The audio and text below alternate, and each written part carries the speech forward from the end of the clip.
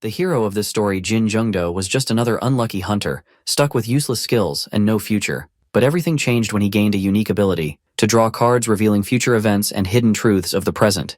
But his powers are not limited to just info. He can also get the powers of legendary heroes if he is lucky enough to get the right card. Now, armed with this power, he must gamble his way to the top, turning fate itself into his strongest weapon. Let's rewind to where it all began. The Change is a mysterious game from the future, with a realistic tactile sense and exciting battles.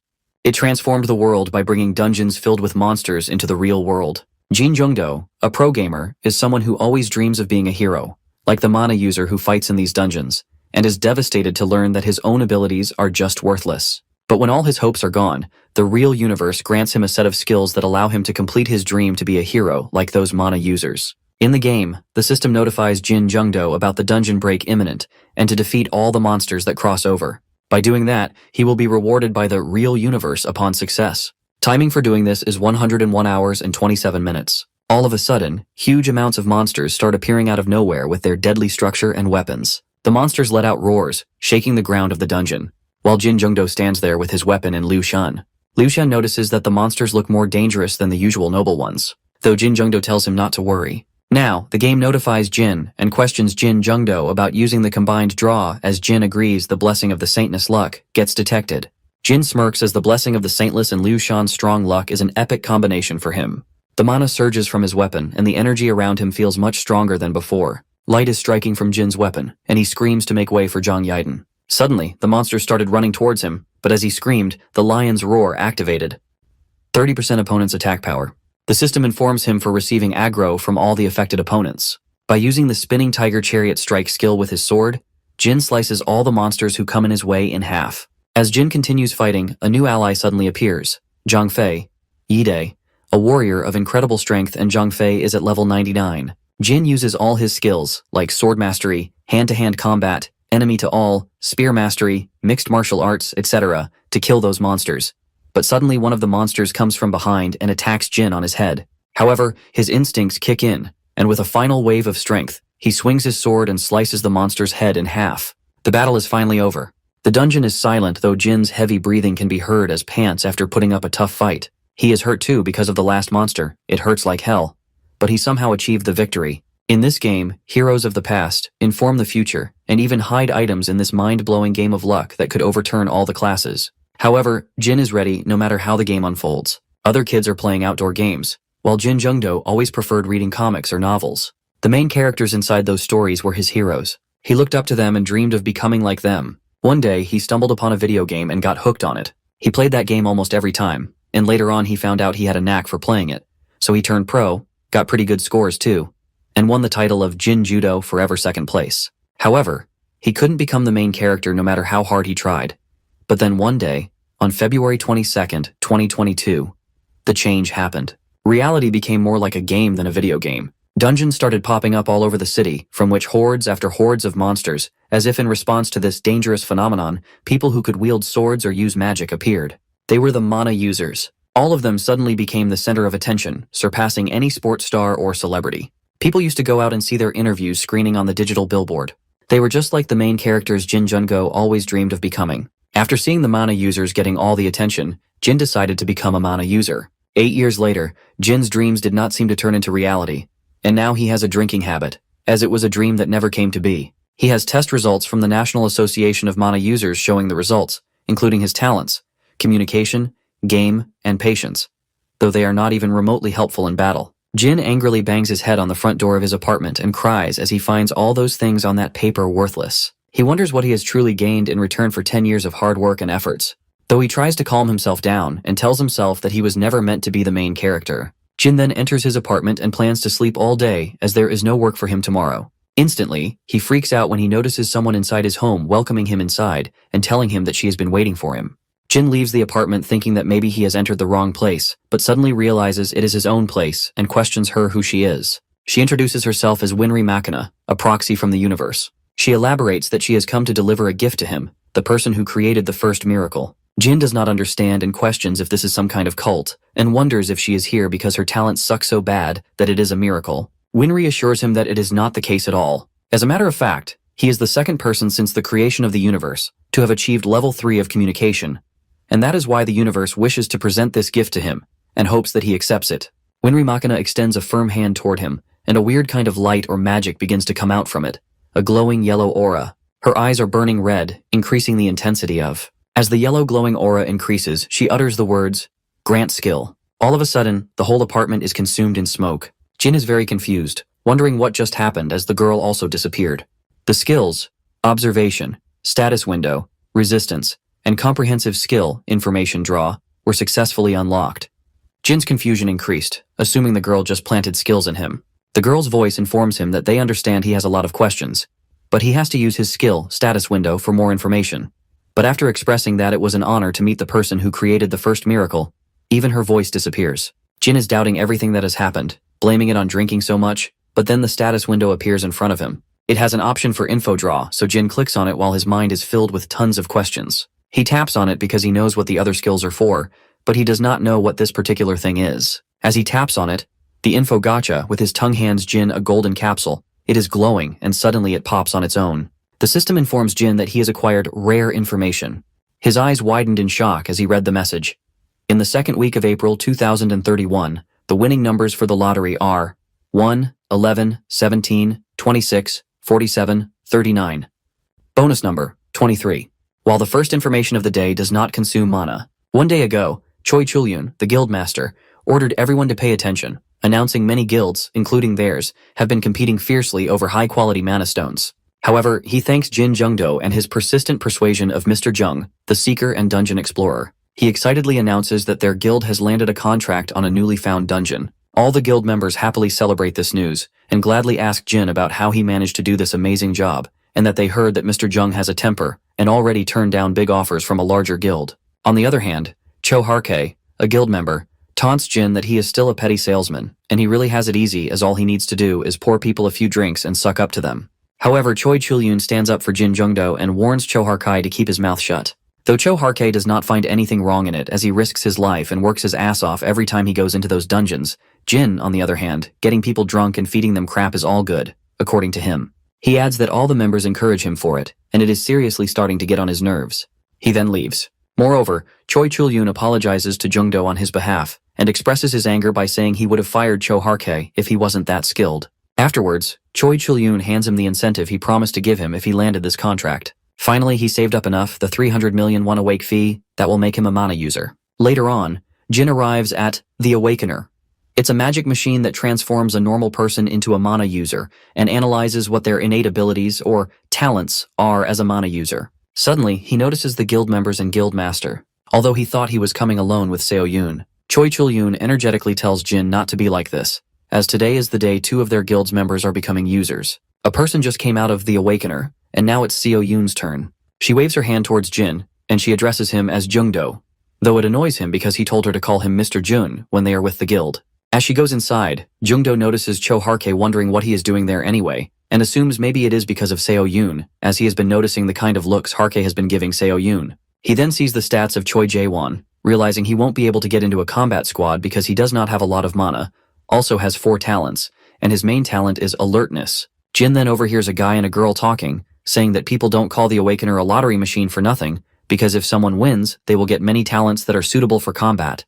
But in any other case, they lose. Even if they level up for the first time and acquire a new skill, since skills are generated according to their talent, those with bad talents get bad skills, which means, if the talents are of no use in a dungeon exploration, that's 300 million won down the drain. Sweat coats Jin Jungdo's head when he overhears these statements. In an instant, the machine opens up, and people are eager to know the results and wonder about her talents. The results show the stats, including 27 mana, a number of talents, 11, and her main talent is Saintess. Everyone goes crazy, as it is rare for even a 3-year veteran user to have 30 mana, but she has 27 mana even though she has just become a user. She also has 11 talents, when the most a Korean user ever got was 13, and her main talent is Saintess.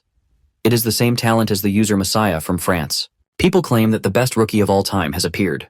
People try to approach her, though Choi Chulyun blocks them, stepping in, proudly informing them that she is from his guild and his guild is his family, so people should stay away from her. People ask him since when he cared so much about his guild members though. Many famous guilds fight among themselves to recruit her. Although she ignored everyone and ran into Jin Jungdo, he congratulated her as she hit a jackpot. Still, Seo Yoon feels unreal. but obviously she has to toughen up and get used to all this attention. Now it's Jin Jungdo's turn. Seo assures him that he is going to have great results as she can feel it. He enters the Awakener, but he finds it pretty normal from inside. There is a crystal ball in front of him, and he needs to place both of his plans on it. It is the Oiden's Eye. It will take 10 minutes for the mana user transformation to occur. He is very excited as he is going to be a mana user, as he is fulfilling his lifelong dream and going to be just like his heroes. However, the results did not come as expected. His mana is 7, the number of talents is 3, and the main talent is communication. The guild members are disappointed, but Harkai smirks as he is happy about it, claiming he already knew it. On the other hand, Jin is devastated. Though the system informs him that the Awakener wasn't able to detect any combat-related talents, and they don't recommend joining any combat squad activities. As he comes out, he is looking at the ground. The guild master and the guild members look at him with concern, but when he looks up, he smiles, saying it is pretty common for people to lose this kind of draw and assures them that he is okay. Afterwards, the staff of the Awakener hands them the mana watches and the mana licenses. She informs them that they have their information and will serve as their ID, so they have to keep them on at all times. As they collect it, Seo Yoon asks Jim to head out early and rest today. Jin reassures her that he is fine, and not being able to join the combat squad does not mean it's the end of the world. Later on that night, to numb his feelings, he drinks a lot. It feels like the sky came crashing down on him. He has dreamed of becoming a mana user ever since he quit being a pro gamer.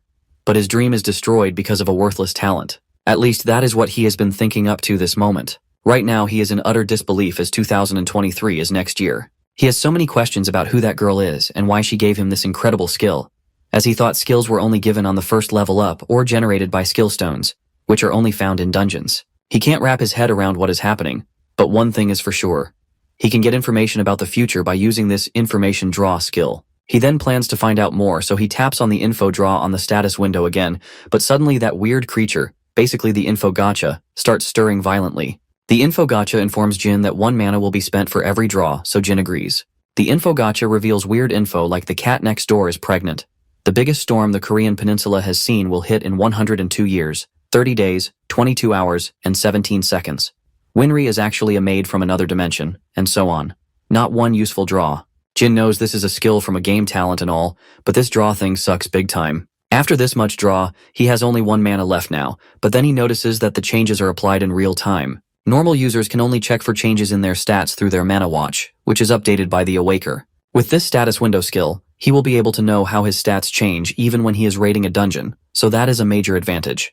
Though a user's mana is replenished every 24 hours. While a user with a mana capacity of 100 GWT and 100 mana will only have 7, which means he won't be able to use most of his skills even if he wanted to, let alone draw information, it is a bad deal in every possible way. However, mana capacity is something he can work on, so he plans to be thankful that he has this incredible skill. The info gacha then spills another crystal, and when it pops up, red lighting glows out of it. Jin has acquired super rare information. It informs Jin at 5 p.m. on April 14, 2030, that a dungeon will appear near Guanascan Mountain. The name of the dungeon is Treasure Mole Den. Later on, determined, Jin sets off for the dungeon. The info gacha guides him to the location. He moves forward. The info gacha tells him to make a left turn in 300 meters and then go straight ahead. Jin wonders how much farther he has to go. Pressing forward, Jin arrives at the destination, terminating navigation. He stands there in confusion and checks his phone and sees that the time is just a minute before the exact time. According to the info gacha, the dungeon is supposed to appear in a minute. He holds his breath as he waited. 1 minute later, a dungeon entrance materializes before his eyes. Jin is excited, as who would have thought he'd hit a jackpot on his last draw. Plus, this is not an ordinary dungeon. It is a treasure dungeon. There are only 2 known treasure dungeons in the world. The Treasure Dragon's Den, which was found in England, and the Treasure Panda's Bamboo Forest, which was found in China. Dungeons usually disappear after they have cleared, so they aren't named at all, but there are some cases where dungeons are named and remembered after their disappearance. The first case is when these dungeons caused catastrophic damage because of a dungeon break. The second case is when a legendary item is found inside the dungeon. However, one prime example is Excalibur, which was discovered in England, or the Green Dragon Crescent Blade, which was found in China. Jin nervously gulps, knowing this is his chance to get as powerful as those used by the world's best mana users. Moreover, there are no monsters inside a treasure dungeon, but the person has to pass a test in order to get a legendary weapon. Since that is the case, he has a chance at getting a treasure too. There might be threats other than monsters, but he bets he will be able to use his observation skill to win. As he puts his hand on the dungeon's entrance, a thought crosses his mind. If a monster is in there, he will be meat dead, though right now he is gambling on his life. But he'd be a fool to fold for a royal flush when he has quad aces. When he enters, he moves forward, but as time passes, he groans as he is there again even though he did not make a single turn. When he notices the walls, he realizes that this must be an illusion of some sort. Either that or this thing's been enchanted with a disorienting spell. While he hates to waste his mana, he uses his observation skill. Hidden information is detected. This stone wall has been enchanted with an ultimate illusion spell. Though it breaks, Jin is shocked when he realizes that he broke an ultimate illusion spell, but that is one of the highest ranking bewitchment spells out there. He can't believe he just broke it with one word. In contrast, he is not really happy about his stats as they are not balanced, and he needs some more mana, though his skill is really something amazing. He then opens the door and decides to just charge forward and get over this. As he opens the door, there are a lot of people there. They are the 7 heavenly kings. They welcome Jin. They murmur to each other that it is the weakest looking challenger they have ever seen, but he also bypasses an ultimate illusion spell, so they decide to wait and see what he can do. Jin realizes they are dwarves. One of the guys, Jais, praises Jin for having very keen eyes, as he even saw through that illusion, and he found out who they were without even asking. Jin thinks within himself that it is kind of obvious as the name of this dungeon was the Treasure Mole Den, so that must have been referring to the dwarves. Jais congratulates Jin for passing the first test and informs him that his second test is to compete with him. And if he defeats Jais, he will give him his rewards and let him out of there. He adds that Jin does not have to worry, as they will let him go even if he loses, so he does not have to get so nervous too. Jin's confusion is evident on his face because it does not make sense that he does not have to clear the dungeon to leave. Jais notices his confusion and asks the reason for the look of surprise on his face. But before Jin answers, he informs him that the 4 others have already failed the test and left before Jin came and questions him if the word about them has spread in his world already. Jin nervously reveals that he does not think so, at least as far as he knows. Jais thinks that it appears as if those people kept the existence of this dungeon a secret and calls them a bunch of selfish imbeciles. However, Jin asks him if by compete with him, he means sparring like in boxing. All the dwarves burst into laughter, knowing that Jin does not know what he is talking about.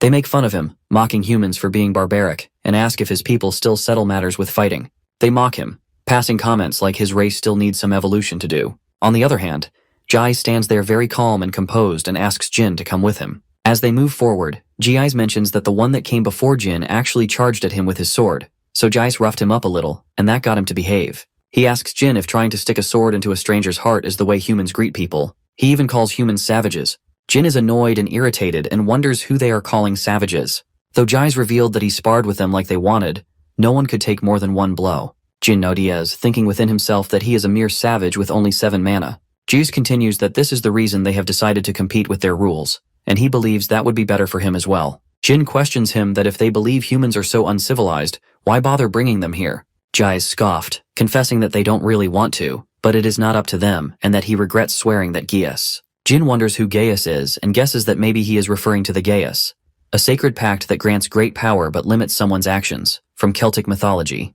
Jin is aware that if someone violates a Gaius, it becomes a dreadful curse that may even kill them. His attention then shifts to the dwarf when he asks him to get in. As he enters, Jais tells him to take a look and informs him that this is the masterpiece that they, the 7 Grandmasters, have invented, a television and a video game console. Jin is shocked. Jais scoffs, asking what is wrong and if this technology is too advanced for him. He then informs him that this is how they are going to compete, and he then asks him to take a seat while it loads. In Jin's thoughts, he thinks that he used to be a professional gamer, but the chances of him winning in a game he has never played before are still too low. Not to mention, this game looks like it was invented by dwarves. He then got through the basic controls with Jin. Jin stands up in shock when he notices Zhang Fei, but when Jais asks him if something is wrong, he chuckles nervously, lying that this just looked familiar. Jais finds it a little fishy, as it is highly unlikely because technology of this level is hard to come by. Only a handful of dimensions have this. Jin's dimension is included in that handful too, but obviously Jais does not know that. Meanwhile, Jais teaches him about the button for attack and guard. Jin already knows it. It is slightly different from the game he knows. The characters look like they are from a fantasy world, and the background design is a bit odd, but this is just like Legends of Legend, the game he devoted his youth to. After the tutorial, Jais asks him for a practice game, but Jin tells him to just get started right away. Jais hums, thinking that maybe he already gave up, but obviously agrees as whatever suits Jin best. He gives him the controller while suggesting to him that humans really need to toughen up, as he has already given up when they haven't even started yet. The game started, Jin smirked, and the talent, game, activated, blows 100% all stats during gameplay. As he plays, taunts Jais, saying that it is actually the dwarves who need to toughen up because he used to be a pro gamer who won second place twice in those game tournaments. Embarrassed, Jais narrows his eyes, sweat beading his head, He did not even get to win once. Jin stands up, smirking and asking for the payback, as he can't wait to see what kind of treasure they will give him. Jais requests him to wait and starts convincing him to play 3 more rounds with him at least. However, Jin sighs and tries to make Jais understand that it is no use, as he is going to lose. Jais gets sad, though the other 6 dwarves tell him not to be overly smart as they are next. They call Jais weak and tell Jin not to be cocky just by beating the weakest one. Jin is pissed now as they all said he just needed to beat Jais. He clarifies to them that he does not want to waste his time doing this when it is obvious that there is nothing in it for him, and he demands the treasure they promised. They all get confused and blame each other, though one of the dwarves puts a deal that if he beats the rest of them, they will give him something far better than what they originally intended to give him. Jin gets intrigued to know if there is more treasure.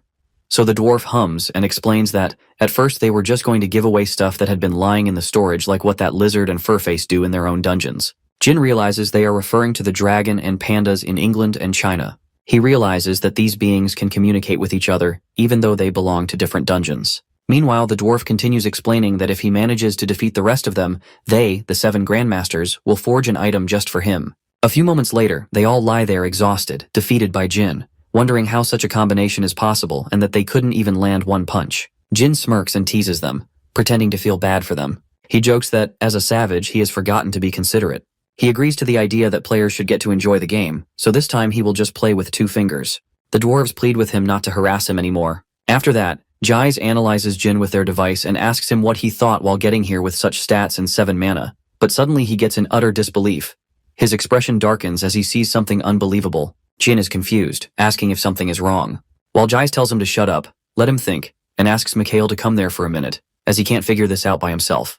Mikhail denies saying that he is busy and asks him what is so hard about making some calculations. Jiz angrily asks him to get up and see himself so that he will understand himself what he is talking about. He then hands over the device to Mikhail, though Mikhail is annoyed because Jais can't do a simple thing on his own. However, Jais tells him to shut up and take a look at his talents. Mikhail then looks at his talent communication, level 3, wondering if this is really a thing. Jin is confused because AC Vording to him level 3 is not really high level, so it is not that impressive. Mikhail finds Jin pretty dumb and asks him if his world does not have any information on talent levels, so Jin reveals he did not even know talents had levels before yesterday. He then remembers Winry Machina claiming that he is the 2nd person since the creation of the universe to have achieved level 3 of communication. Mikhail is frustrated, seriously calling humans savages this time. He sighs and explains that he got his talented people and geniuses, so every single one of them would be a level 2, at the very best. But level 3 is on another level. He has a level 3 talent called Sword Mastery. That means he has mastered the very origin of swordsmanship and grasped the essence of the universe around him. It is an original talent that was created in the real universe. In other words, a level 3 talent allows someone to go beyond the very concept of reality. He expresses that he genuinely feels honored to meet him. Jais claims that he would have made him something that could boost his low stats, but doing that may cause catastrophic changes because his talent is a level 3. That's why he brought Mikhail over here. Mikhail can see the future. He is the best when it comes to tricky situations like these. They will find out how he fights in the future to make an item that will best suit Jin. Jin freaks out when he hears that Mikhail can see the future. Mikhail is exhausted as he hasn't done that in a while. He praises Jin's fighting style, which is unique. Afterwards, both Mikhail and Guy scold their working to get themselves in the workshop now. They suggest Jin stay in that room because with his current status, he won't even last a minute before bursting into flames in there. After that, they leave the place and leave Jin wondering what kind of item they are trying to make. Moments later, they enter the room with an item. Jin asks them if they really froze this, or if it is another crummy thing that was lying around in their storage. Jais gets furious, elaborating that if they see into the future, it means they can control time too. Besides, if Jin carries around treasure that is too fancy, it will draw unnecessary attention. He asks him to give it back if he does not like it. Jin mutters that he never said he did not like it and thinks within himself that they are so bad-tempered. He wants to ask them how to use this, but he feels like they are going to get angry if he does. He plans to use his observation to find out. Mikhail suddenly gives him a pouch, saying it is a gift to the first level 3 human he has ever seen. He informs him that he put in some high-quality mana stones in there. He can either sell them or use them. Jin looks at the stone with awe as the quality looks outstanding, and they will definitely sell for a lot of money. Mikhail then tells him to buzz off. Jais tells him to sit in front of him as he sits down on the ground. Jais expresses that it was the best time he had in centuries, and if fate allows it, he hopes to see him again someday. Before Jin could thank him, he punched his head, and he is back to Guanaksan. Jin finds everything surreal, but judging by this armlet on his wrist and aching head, that was not a dream. This is an item made by the technology and power of dwarves. He then plans to have a closer look by his observation skill. The king of all weapons is a mysterious and powerful item with an unknown rank. One would assume that the greatest weapon must be a sword, but a true king of weapons should have the best qualities of all weapons combined.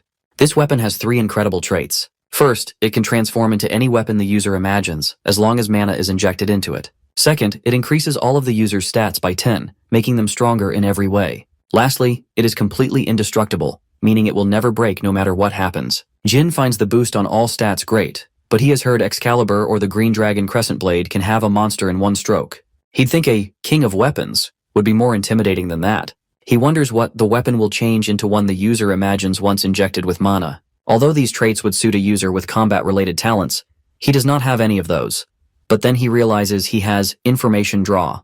He used observation twice and used 2 mana, so he has 5 mana left. If he includes the free draw that is given daily, he has 6 draws remaining. The next day, Jin meets Choi Chul-yoon, asking about the other guild members and Seo-yoon. Choi informs him that he did not see her as she came to work yesterday, so she took today off. They both became users, so it would only be fair if he let her take a day off too. Jin agrees with Choi and notices that he sees the squad also is not here.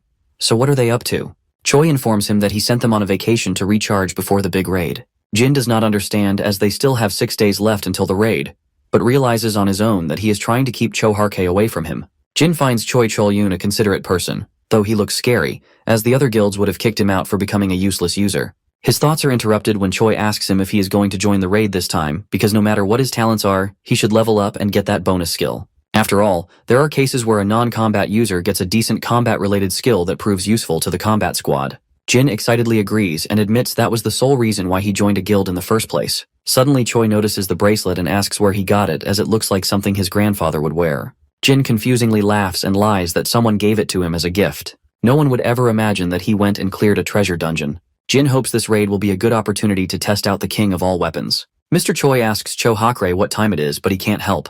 So, the boss commands Jin Jungdo to double-check the information Jung has provided with the analyzer, a magic tool that provides a brief analysis of a dungeon. Jin Jungdo completes the analysis. It's a D-rank examination dungeon with a party size limit of 10, matching the seeker's information. They are a little late, so the leader starts the briefing. He instructs them that, as Jin Jungdo has mentioned, it is a D-rank dungeon, so their main goal is to procure mana stones. He also commands Mr. Jin and Ms. Yoon to land the finishing blows, since they need to level up as soon as possible. The leader tells Jin Jungdo that his talents aren't as lame as his own. He would stay home if he felt so ashamed of himself. Jin Jungdo retorts that at least he isn't irresponsible like someone who is late to a raid because he can't hold it in. Yoon assumes that Jin Jungdo is trying to get a bonus skill for his first level up, and bets that he won't get anything useful. Jungdo dares him to wait and see. Their instructor explains that their squad includes Cho Hakre, Kim Taesik, Lee Jin-soo, Jung Yuna, Yoon So-yoon, and Jin Jungdo. 6 members in total. This seems like a lot for a D-rank dungeon, but he reminds them of their last C-rank dungeon raid. They thought they had too many members, but they ended up losing 2 B-rankers, and only Mr. Cho and 2 C-rank users were left. He emphasizes that they must all prioritize safety, follow his commands, and never let their guard down. The raid begins. A lizardman appears before the leader, who attacks it. The other members think he might be a prick, but they have to admit, that is what an A-rank user is like. Their leader tells Seo-yoon to finish off the lizardman as it is barely alive. He puts Jin Jungdo in charge of gathering and carrying the mana stones, ensuring that not a single one is missed. Seo-yoon interrupts, suggesting that she should take this duty as the youngest guild member, but he refuses. He explains that positioning doesn't matter. The moment they enter a dungeon, they are all equal members of the combat squad. Jin Jungdo agrees that he will make sure to get all the stones. The leader commands them to keep moving at that pace and not fall behind. Seo-yoon is angry because she has taken the first and second final blows, so Jin Jungdo should take the third and fourth, as that is fair. Their leader clarifies that Seo-yoon is misunderstanding. Things don't have to be fair. He mentions that they have the best rookies Korea has seen, with capacities of 27 and 11 talents respectively, while Jin Jungdo is a sad loser, with only 7 manas and 3 talents. He thinks it is obvious which side deserves support for the guild's future. Seo-yoon is angry, saying Mr. Choi would never think that way, but their leader reminds her that he knows that. Mr. Choi wouldn't think that way, but he is the one making the decisions during the raid, and Mr. Choi has made it clear to follow the leader's commands. The other members discuss how they are sick of the leader, as he doesn't move in formation and doesn't teach the newcomers. One of them decides to file an official complaint against him after the raid. Jin Jungdo already knows the leader is a douchebag, but if he has tremendous respect for Mr. Choi and probably knows they are going to file a complaint after the raid, why is he acting this way? Why is he scheming? He has gotten at least a tenth of the kills Seo-yoon has, but he isn't sure if he should be happy about that or not. Then they enter the boss room. One of the members remarks that the place is called the boss room for a reason. A monster is there, but Cho Hakre quickly defeats it. The other members are worried, thinking they are going to be in trouble. One of them worries about a fight breaking out and suggests giving the boss to Mr. Jin since Seo Yoon has taken all the experience points up to that point. He reminds Cho Hakre that they are there to help them level up, but Seo Yoon got all the experience while Mr. Jin deserves it. Cho Hakre threatens them all, saying they aren't going back, and attacks one of them. Cho Hakre pierces his sword through Kim Tae-sik's body. Tae-sik slumps to the floor. His lifeless son in his arm Miss Young Yuna gasps in shock. Lee Jinsu curses Hakre, calling him crazy. Suddenly Hakre leaps towards them, slashing both of their bodies with his dual swords. Blood drips from his swords. Youngdo shields Seo Yoon, protecting her from Hakre. Hakre observes their reaction nonchalantly. He finds it odd that no one is screaming. People usually break down and cry when they see something like this, he adds. Youngdo finally speaks, demanding to know what Hakre is doing, calling him a lunatic. Mana erupts from the dead bodies. Hakre absorbs it all, exclaiming in joy that it's coming to him. He laughs maniacally, saying it feels so good. Youngdo watches, confused. He uses his observation skill and sees that Cho Hakre's skills include corpse plundering. Youngdo grows nervous and angry. He calls Hakre a murder villain, accusing him of killing the 2 missing users from the raid. Hakre confirms it, telling Youngdo he's right but too late. Youngdo will never leave alive, he declares. He admits he hadn't planned to enact his scheme so soon, but seeing Seo Yoon become a user was the last straw. Hakre's eyes burn devilishly. He smiles maniacally, explaining that Seo Yoon has incredible talent. He believes he'll become even stronger if he kills her and absorbs her energy. Youngdo and Seo Yoon listen, scared and anxious. Hakre reveals he's waited for this moment, nearly going insane from holding back. Raising his sword, he tells Youngdo he has nothing personal against him. It was all an act to make Youngdo and the others believe he was just a prick, so he could scheme in peace. Hakre lunges at Youngdo, his sword aimed at him. He tells Youngdo he'll apologize for his behavior with a clean death. Youngdo instantly summons a sword from his bracelet, blocking Hakre's attack. Youngdo strains to push back Hakre's sword. Hakre wonders about Youngdo's sword, then realizes he'd held back, wanting to toy with Youngdo before killing him. He expected his blow to break Youngdo's sword and sever an arm. Electricity crackles from Youngdo's sword. Hakre realizes it's no ordinary weapon. Youngdo understands that Hakre recognizes the power of the king of all weapons. Seo Yoon leaps towards Hakre, kicking his sword hand. Hakre quickly kicks her away, telling her to wait her turn. He'll deal with her after ripping Youngdo apart. Seo Yoon crashes to the floor. Youngdo yells her name in worry. Hakre scoffs, mocking their touching scene. Youngdo rushes to Seo Yoon, asking if she is okay. She groans and tries to stand. Hakre advances, sword in hand, saying, "All right, let's savor the moment." Youngdo thinks frantically. The skill difference is vast. He doubts he can win, but he must get Seo Yoon out alive. Seo Yoon gets to her feet, assuring Youngdo she is okay. Youngdo has an idea. He scans her with his observation skill, noticing she has the absolute shield skill. He tells her to try using mana to create a magic shield. Confused, she asks what he's talking about. He promises to explain later and urges her to hurry. Seo Yoon imagines a shield, raising her hands to her chest. A shield appears. Youngdo is surprised. Hakre notices the shield, wondering what it is. He asks Seo Yoon, surprised that a rookie who's never been in a raid can use this ability. Laughing, he attacks the shield. Seo Yoon struggles to maintain it. As he unleashes a mana attack, he says it's getting interesting. He'll have to get serious. Youngdo yells at Seo Yoon to hang in there. He turns to the boss, telling her to hold on a little longer. They'll escape once he kills the boss. Hakre, hearing this, wonders if that's Youngdo's plan. Angrily, he strikes the shield, shattering it. Seo Yoon falls to the ground. Youngdo raises his hand, killing the boss and piercing its body with his sword. Youngdo looks around, confused. Nothing changes. Hakre laughs mockingly. He admits it was a smart move, trying to end the raid by killing the boss. However, he points out that Youngdo won't be immediately teleported out.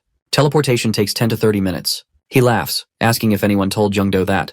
Youngdo, still on the boss's neck, sword embedded, says something Hakre can't hear. Hakre asks mockingly if Youngdo is too shocked to speak. Youngdo curses him and triggers him. Guess again. Hakre's eyes widen. Youngdo looks at his status window. He leveled up to level 2 and gained a new skill, Draw of Fate. He smiles, saying this level up was his objective. The status window asks if he wants to draw, since the first use of Draw of Fate costs no mana. Youngdo chooses yes. The prompt disappears. A bright light surrounds Youngdo. A glowing card appears. Youngdo takes it, confidently saying the tables have turned. Jin Jungdo summons his physical force. Hakre's eyes widened, shocked. He wonders if Youngdo just created physical force with mana alone. Fear grips him. He must kill Youngdo before he tries anything. Hakre rushes forward. Youngdo attacks with his powerful weapon, surprising Hakre. Youngdo himself is shocked by the weapon's true strength. The double crescent halberd. His status window shows his summoned ally is Lu Bu, the Chinese warrior. Youngdo finds it strange. He's never held a spear, yet he instinctively knows the perfect thrusting angle, the correct grip, the ideal swing speed. He swings it swiftly, his body understanding everything. He realizes this is the draw of fate's power. Hakurei laughs, mocking Youngdo. He claims this changes nothing. Youngdo is a beginner. He can't overcome the level and talent difference. So, he yells, but Youngdo remains sort of unbothered. He summons his powers. A thunderstorm appears. Hakurei yells, warning him not to kid himself. He's not intimidated. Hakurei uses his pinpoint thrust, confident he'll kill Youngdo. Even S-rank users can't dodge this move, he believes. But at the last moment, Youngdo swings his halberd, blocking the thrust and slicing Hakurei's head in two. Youngdo curses him to rot in hell. He's in disbelief. He defeated Cho Hakurei. Does this mean he's S-rank but does not know it? He easily defeated an A-rank user. Perhaps he has limitations, but his skills are definitely S-rank. Only 9 users in the world possess such high-ranking abilities. He wants to learn more about Draw of Fate, but first he must check on Seo-yoon. He goes to her and tries to wake her. She does not look well. Just as Youngdo wonders when they'll be teleported out, Lubu speaks. He affirms Seo-yoon shows early signs of chi paralysis. Overusing her chi took a toll. Youngdo jumps back, startled, and asks who he is. Lubu replies that he summoned him, so why is he so surprised? Youngdo realizes he's talking to the legendary Lubu. Lubu suggests he call him Fengxian.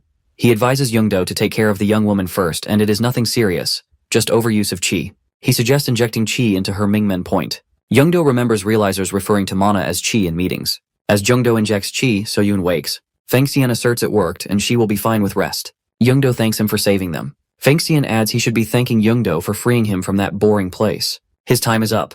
There's a limit to how long he can stay. It was short, but he enjoyed it. He hopes Youngdo will summon him again. Youngdo says he'd love to, but he needs to draw the right card. Fengxian believes they'll meet soon and vanishes. Youngdo sighs. He wishes he'd been faster. A notification appears. He successfully summoned a supreme being and gained some of its abilities, rewards, and unlocked skills. Back outside, Mr. Choi wonders what's taking so long. The dungeon appears cleared. Youngdo emerges carrying Seo-yoon. A worker asks about the other players, concerned if the dungeon is cleared. Mr. Choi snaps, telling him to get a stretcher. They have a patient. Workers take Seo-yoon to the hospital. Mr. Choi asks Youngdo if he's okay. Youngdo replies he's fine, but he has something to report. Youngdo informs Mr. Choi that Cho Hakurei was a murder villain. He hands over the dungeon camera footage Yuna carried. Mr. Choi watches, his anger rising. He blames himself for bringing Hakurei into the raid just because he was A-rank. Youngdo says Hakurei deceived everyone. He suggests Mr. Choi not be so hard on himself. Hakurei had a skill that made him stronger by killing other users. Mr. Choi asks about the deaths from the last raid. Youngdo confirms Hakurei was responsible. After killing, Hakurei simply left the evidence in the dungeon, knowing it wouldn't be retrievable until the dungeon was cleared. Mr. Choi curses. This wouldn't have happened if the mandatory mana user dungeon cam policy hadn't been removed. He asks what happened next. Youngdo hesitates. He trusts Mr. Choi, but revealing he has such a powerful item could put him and others in danger. He apologizes, saying the lizardman warrior they thought they'd killed mutated. Mr. Choi is shocked. Mutation is extremely rare, where a monster uses a random user's skills. It's even more surprising because it rarely happens since the policy change. Even if a D-rank dungeon boss mutated, it couldn't have killed Cho Hakurei so easily, which leaves him confused. Then Mr. Choi trails off. Youngdo confirms the monster acquired Jinsu's invisibility skill. It ambushed Hakurei while he was taunting Youngdo and Seo-yoon. Hakurei fought back, killing it, but not before receiving a fatal wound. Mr. Choi says Hakurei got what he deserved, killed by one of his victim's skills. He thanks Youngdo and says they'll discuss the rest later.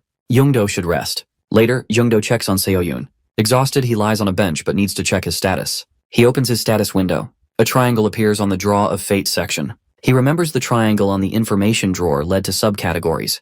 He taps it. Photos of mana users he's met appear. Lubu, Fengxian's card, shows 99 mana per summon. Youngdo, with only 10 mana, finds it ridiculously high. He wonders about the 3 others behind Lubu, Jais and Mikil, at 347 and 361 mana per summon. Normal users couldn't afford them. He wonders why only Jais and Mikhail are there, so what happened to the other dwarves? He realizes they must be people he's met and knows. The true value of this skill is summoning these individuals and using their talents. He should meet low-level famous people to practice. The last person is Winry Machina, at 999 mana per summon. He realizes increasing his mana capacity is his priority. He can increase stats by leveling up or through Draw of Fate, but he lacks mana now. He'll do it tomorrow. He decides to do an information draw. As the pink mist appears, Youngdo yells, "Come to Papa," but no information appears. He falls to the ground in disappointment. At 12 a.m., Youngdo stands in an empty field. It should be safe here. His mana is full. He tries Draw of Fate. He taps the button and a huge number of cards surround him. He picks one. As he summons, something strange happens. Unlike when he summoned Lubu, something clearly went wrong. He's stressed about what to do. He realizes he summoned Liu Shan, who led the Shu kingdom to its demise, known as the icon of uselessness. Suddenly Liu Shan says Youngdo's words are inappropriate and rude. Youngdo asks to confirm if he's Liu Shan. Liu Shan confirms, adding he is the one above all, the Lord of Lords, the second ruler of the Shu dynasty. Seeing Youngdo's disappointment, Liu Shan asks if he is not happy to see him. Liu Shan, sensing Youngdo's disappointment, emphasizes that strength isn't everything. Youngdo, uninterested, checks his phone, wondering when Liu Shan will disappear. Annoyed, Liu Shan tells him to stop whining and appreciate his talents. Youngdo checks his status. Strong luck, level 2. He's unimpressed. Luck seems insignificant. However, Liu Shan's luck is legendary. He survived Cao Cao's army at Changban, became crown prince and king of Shu, and even after ruining his kingdom, lived peacefully in another. Youngdo asks what luck has to do with him. It doesn't kill monsters. Liu Shan sighs, saying Youngdo still doesn't understand. Youngdo asks what he's suggesting, a casino? Suddenly it clicks. He summons information draw. It says that it is free today, so he clicks yes, and a golden capsule drops. Overjoyed, Youngdo hugs Liu Shan, suggesting they meet again, and Liu Shan gets nervous. Dungeon raid information appears. Skillstone rewards in 3 months. Youngdo is excited. Any skillstone is worth billions. Liu Shan reminds him he's still there. Youngdo chuckles, asking why he's so nice. Liu Shan says he's grateful Youngdo summoned him. Youngdo wonders if he was resting in heaven. Liu Shan clarifies he's not the real Liu Shan, but a copy based on recorded information. Youngdo is shocked. Draw of Fate loads abilities and personalities, creating living copies. This is incredible. Liu Shan says Youngdo is his creator, a noble one, and thus, he is grateful. Youngdo is still processing this. Liu Shan tells him not to overthink it. This ability is a gift. Enjoy it. Everyone he summons will help him. Youngdo thanks him. Liu Shan's time is up. He departs, saying it was a pleasure. At the Justice Guild, Mr. Choi announces its disbandment. Dungeons are impossible with so few members. Scouting is too expensive, and rumors about recent deaths have ruined their reputation. He apologizes, taking the blame. Later, Mr. Choi asks if Youngdo will continue as a user. Youngdo says yes. Mr. Choi warns him about expecting similar luck. He asks if Youngdo is sure. Youngdo smiles, saying this is the life he wants. Mr. Choi gives him an application for the National Association of Mana Users Academy. The Justice Guild can't help him level up anymore. Seo-yoon will join him after she recovers, though he's unsure if she'll want to continue. Youngdo says she's stubborn and will. Mr. Choi knows they're both reckless. He gives Youngdo a modified mana watch found on Hakurei. Hakurei belonged to Karma, the largest international guild, led by the Pope. They're fanatics. Mr. Choi warns him to be careful. They lost a valuable member. Who knows what they'll do? Youngdo wonders if this is why Mr. Choi disbanded the guild. Mr. Choi tells him to be vigilant. He'll warn Seo-yoon too. Youngdo thanks him. Mr. Choi thanks Youngdo for being part of the Justice Guild and wishes him well. Youngdo thanks him for everything. The next day, information draw has nothing. Liu Shan says luck isn't absolute. Youngdo agrees. He's only level 2. Luck won't always bring good prizes. Liu Shan suggests drawing more allies to increase stats. Youngdo tries again, but fails. Liu Shan is disappointed. The following day, Youngdo draws another ally. Jin Youngdo went to the academy, and he gets his mana watch updated at the Awaker to meet the entrance requirements, which makes him good to go. He thanks the king of all weapons, and at that time he has really high stats despite being a level 2 user. And according to him, it is due to the golden card he drew from the Draw of Fate. At that time, the most recent ally was Bradamante, who was one of Charlemagne's 12 paladins. Suddenly, someone came in front of Jin Youngdo and asked him if he was the one who summoned her. He did not recognize her, and he did not know her until she told him about herself. She introduces herself as Seo-yoon, and makes Jin Youngdo remember the time when she always ran to get the best seats at the game competition he competes in back when he was a professional gamer, and he remembers that time, and he wants them to leave then, but she stops him. Which makes Jin Youngdo stressed out as he thinks she must have noticed that he knew her what her skill is before she updates her mana watch and she might be suspicious of him. He is thinking, what is he going to tell her then? But all she wants to do is to remove the rice grain on his shirt, and then they are good to go. Jin Youngdo thinks that maybe Seo-yoon has realized that he is hiding something from her, and is pretending that she does not find out anything, which makes him realize that sometimes she feels more mature than him. At the National Association of Mana User Academy, or the Namu Academy, there is a rule that before user can enter the dungeon, they must go through a month of mandatory training, and the users who belong to a guild can get their training at their guilds, and those who are not affiliated with a guild are going to taught by the government, authorized academy. But there are a lot of users who prefer to be trained in guilds, where one-on-one lessons are available, instead of the academy where students are taught together in large groups, and there is another reasons why users don't like the academy, is because of the entrance exam. Jin Youngdo did not think that there were going to be that many people at the academy, and according to Seo-yoon, the test is about to start. The instructor, Kim Sung-tae, who has a user rank B, announces that they are going to begin the exam and instructs them all to hit the punching bag beside him as hard as they can, and anything over 30 points is going to be considered as a pass, and calls out Mr. Choi Jae-won to come forward and begin his examination. Mr. Choi felt that this 30 points is a piece of cake for him, and he is going to pass the test in a heartbeat. He punches as hard as he could, but unfortunately the score is 27, which makes him disqualified from the test. He shouts in anger that there must be a fault in the machine, or maybe it is broken, and asks the instructor to give him another chance. The instructor punches the bag, and gets a score of 88 points, and tells Mr. Choi that the machine is completely fine, and it's clear that he is disqualified, and he commands the following applicants to come forward for their turns. The second guy comes, gets 10 points and is disqualified, followed by another one who gets 25 points yet disqualified too. The next one gets a score of 30 points and is passed. Then, it is Seo-yoon's turn. She punches so hard and scores 67 points and is considered a pass. The instructor, after seeing Seo-yoon's abilities, thinks that she can get into any guild she wants. So why did she come there? Jin Jung-do congratulates her and she expects that he is going to do even better than her. And then the instructor calls out, Mr. Jin Jung-do, and until then only 30% of the applicants were able to pass, and he is confused as he is not sure that he is going to make up for that with his stupid talents and skills. He is told to punch whenever he is ready, and he has a secret weapon which gives him an extra 10-point stat boost. Jin Jung-do punches and scores 91 points, which made every student shocked as that score is only 6 points lower than the highest score in the academy's history. The instructor claims him a pass. Seo-yoon is quite upset as she knows he is hiding something from her. Jin Jung-do, after seeing all the students shocked by his performance, thinks that he ended up drawing too much attention. 1 month later, all three of the mans kept asking Mr. Cho as they offers they will pay him whatever price he wants, and all he have to do is to tell them where the saintess is. But he has already told them that she is on vacations as she hurt herself in a raid.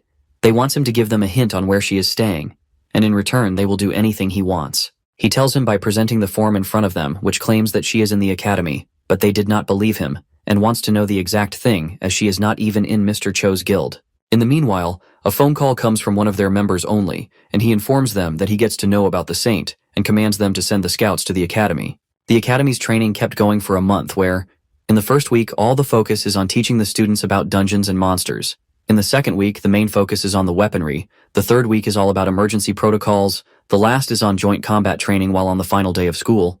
All the students take a test that determines that whether they are eligible to graduate or not. Seo-yoon can't believe that the next day is going to be their graduation day, while Jin Jung-do on the other hand is pretty calm as maybe he is not worried about passing. Suddenly, a man from Orient Guild came in front of Seo-yoon and wanted a moment of her, but as she did not want to join so she ran away. The man kept shouting from her back that they are going to give her the best deal. Seo-yoon is stressed out as they thought that students' information is strictly confidential. Then how did those people find her as it is very bad? But in the meanwhile, another man from Ram's guild came there for her to join their guild, but she ran away from there too as she did not want to join any of their stupid guilds, and she did not needs their offers. She went inside, but both the men from Orient and Ram's guild are knocking outside for her. Seo-yoon and Jin Jung-do are sitting and eating while those men are still out. Jin Jung-do calls her popular as ever because of the scouters again. She tells him that they even came to the training field a day before, which is quite embarrassing for her. Jin Jung-do advises her to take an advantage and join a decent guild, as he is pretty sure any guild would even kill to have her as their member. But she tells her that as it is her life, she can make her own choices. Jin Jung-do finds her as stubborn as a mule. Seo-yoon questions Jung-do if he wants to go somewhere nice after they graduate, but suddenly Haesik comes there as he is looking for him, and he makes him realize that they are having their graduation exam the next day, and questions him. Is he not feeling anxious? Because Haesik himself is very nervous, due to which he can't even eat. He wants Jin Jung-do to join him for some exercise session after lunch, as it is always good to loosen up with a bit of exercise when you are nervous, but Jin Jung-do denies as he does not do that. But somehow Haesik convinces him that as it mana virtue, so no one is going to get hurt, and they will just go for 1 round. They went for 1 round. Mana Virtue is a magic device that recreates users' avatar in a virtual space so that they can spar with other people without harming them like a video game. But the problem is that it's a game according to Jin Jung-do, as it's going to activate his game talent which doubles his stats, and if he get used to using doubled stats in a game, so he is going to lose touch with his actual abilities in the real world, so he decides not to use that talent as much as possible. The game is only triggered when the game he plays is on a machine, which is a bit of shame for him. Haesik feels that there is no one who's strong enough to be his sparring partner. Seo-yoon dares him to spar with her, but he reminds her that she refuses him before to do so. Then why is she doing it then? Something's getting on her nerves and suddenly attacks Haesik. Haesik questions her, is she trying to attack her? But she reminds him that they are in mana virtual, so how could she kill her? Haesik wants her not to cause any physical harm, and wants to play rough and threatens her not to blame him afterwards if it gets serious. She keeps fighting against him with full power, which makes Haesik think that she is a saint. Jin Jung-do enters the game and watches that Seo-yoon is landing some solid blooms, but Haesik on the other hand is playing like a champion too. In the meanwhile, their instructor Kim Sang-tae is having a look on them while they are playing the game, and he is thinking, how are they going to perform the next day? And especially she wants to see Jin Jung-do's performance as he left a strong first impression on her. It's been 3 years since she saw a monster rookie who scores 90 points as he has 13 talents. That is the most anyone had in Korea, and after turning down the countless offers from famous guild, he enters the academy, and after he graduates, he became the 9th SS rank user in the world, and Jin Jung-do's score is only 5 points lesser than him, and there were less applicants then. So the average passing score has been set higher in order to get as many students as possible, which makes her wonder how did Jin Jung-do would have score if he has used the older machine. The exam day is there, and the final test at the academy is clearing an E-rank dungeon by oneself, and once they pass the exam, they are going to be formally acknowledged as mana users who can raid dungeons, and also a B-rank instructor is going to accompany them for their safety, but they are instructed to never let their guard down in the dungeon. Seo-yoon is stressing out, but Jin Jung-do motivates her by patting on her shoulder and wishes her to be safe, and he is going to see her when she gets back, and it's just an E-rank dungeon, and he is pretty sure that Seo-yoon can do that. She thanks him and moves. Jin Jung-do hopes that Seo-yoon is going to be all good, so Haesik reminds him of the time she beat him and tells him not to worry about it. Seo-yoon cleared the dungeon, and it went well. Haesik wants her to see Jin Jung-do getting worried for her, and then it is time for Team B, which is Haesik and Jin Jung-do to get in their positions. Seo-yoon requests him to take care of himself. Jin Jung-do pats on her head and tells her then he is going to be back soon. An analysis is made that it is an E-rank dungeon, and the party size limit is 10 users, so their instructor is going with Team B. They go inside, the instructor takes out a diary and notes down the reaction which are all under 1 second and gives additional points for Jin Jung-do, because he is the quickest. Jin Jung-do tells all of them that the dungeon entrance is all clear, so they are going to follow the manual and move in battle information, since that is an examination dungeon. Ms. Kim Sung-tae feels that it is a shame that such a patient and skilled student as Jin Jung-do is not given better talents by the Awaker, as his stats are higher than other students, and if he has the right talents, he might have qualified for an S-ranker, or maybe even higher. They are fighting against the hunk, but as it is very strong, they are unable to compete with it. Jin Jung-do felt sorry as he made a mistake, but it is fine with Haesik, because the hunk is much stronger than it looked, and even Mr. Kang is clearly capable of blocking a charging E-rank orc, and he may have to intervene if things get dangerous, and they came. The archers are instructed to get ready and fire. Haesik is asked to block the bottom and they are able to defeat that too. Meanwhile, outside the dungeon, one of the men have something in his hand. His sir steals that from his hand, and have to look at that which made him angry. He asks him which lousy seeker did he went for that dungeon, but he tells him that he was introduced by another guild, and after so much forcing he tells him that the guild is Karma. He felt sorry for his sir as he did not know where else he could find a decent dungeon. Their sir informs them all that he believes there is some dungeon scam, as he has heard that there are some seekers who have a special kind of mana that can be used to manipulate dungeon analysis reports, but he never thought that they will fall victim to one. Inside the dungeon, the only thing left is the boss room and they all target to get over that. But something does not feel right to Jin Jung-do as even the lizard man boss room did not feel that ominous, and that is a D-rank dungeon. The door opened, they went inside and the boss was standing in front of them. Everyone panics as if it is an emergency. Their instructor announces that their test is postponed at that moment, as that dungeon is not an E-rank examination dungeon, but it's an A-rank boss dungeon. As the portal for the illegal dungeon is sealed by the National Association of Mana Users, Seo-yoon asks the person who caught the offender where he is. He replies to her that he's currently unconscious because he knocked him out. Hearing their conversation, the officer looking over the sealed portal assures them that the culprit will be incarcerated as soon as he wakes up. Then she moves up to her co-worker and asks if they have any information regarding Karma Guild. To which he replies that they said they were unable to locate the seeker, and also added that it was just an unfortunate accident. Seo Sang-hee, the user association's management leader, states that they should have never let those lunatics form a guild in the first place. She further asks if the dungeon is a boss dungeon, to which the man replies that yes, it is an A-rank one, and instructor Kim Sung-tae is with them. He is the best out of all B-rank users before he could finish his sentence. Sag-hee angrily interrupts him saying that he must be joking. She hurriedly informs them that this is a boss dungeon, not an extermination type. And on top of that, the booze monster is of an A-rank dungeon. The boss is at least as vicious as the boss of an S-rank extermination dungeon, and a B-rank will never be able to defeat it. Seo-yoon goes up to her and asks with tears in her eyes if it is impossible to save the people who are trapped inside. Sang-hee hesitantly tells her that unfortunately it is the case because when a dungeon raid is in progress, other users cannot enter the dungeon unless everyone in the party has been killed. And all they can do right now is avenge them after their untimely death. Inside the dungeon, the final boss raises his weapon to attack a student who trembles in fear.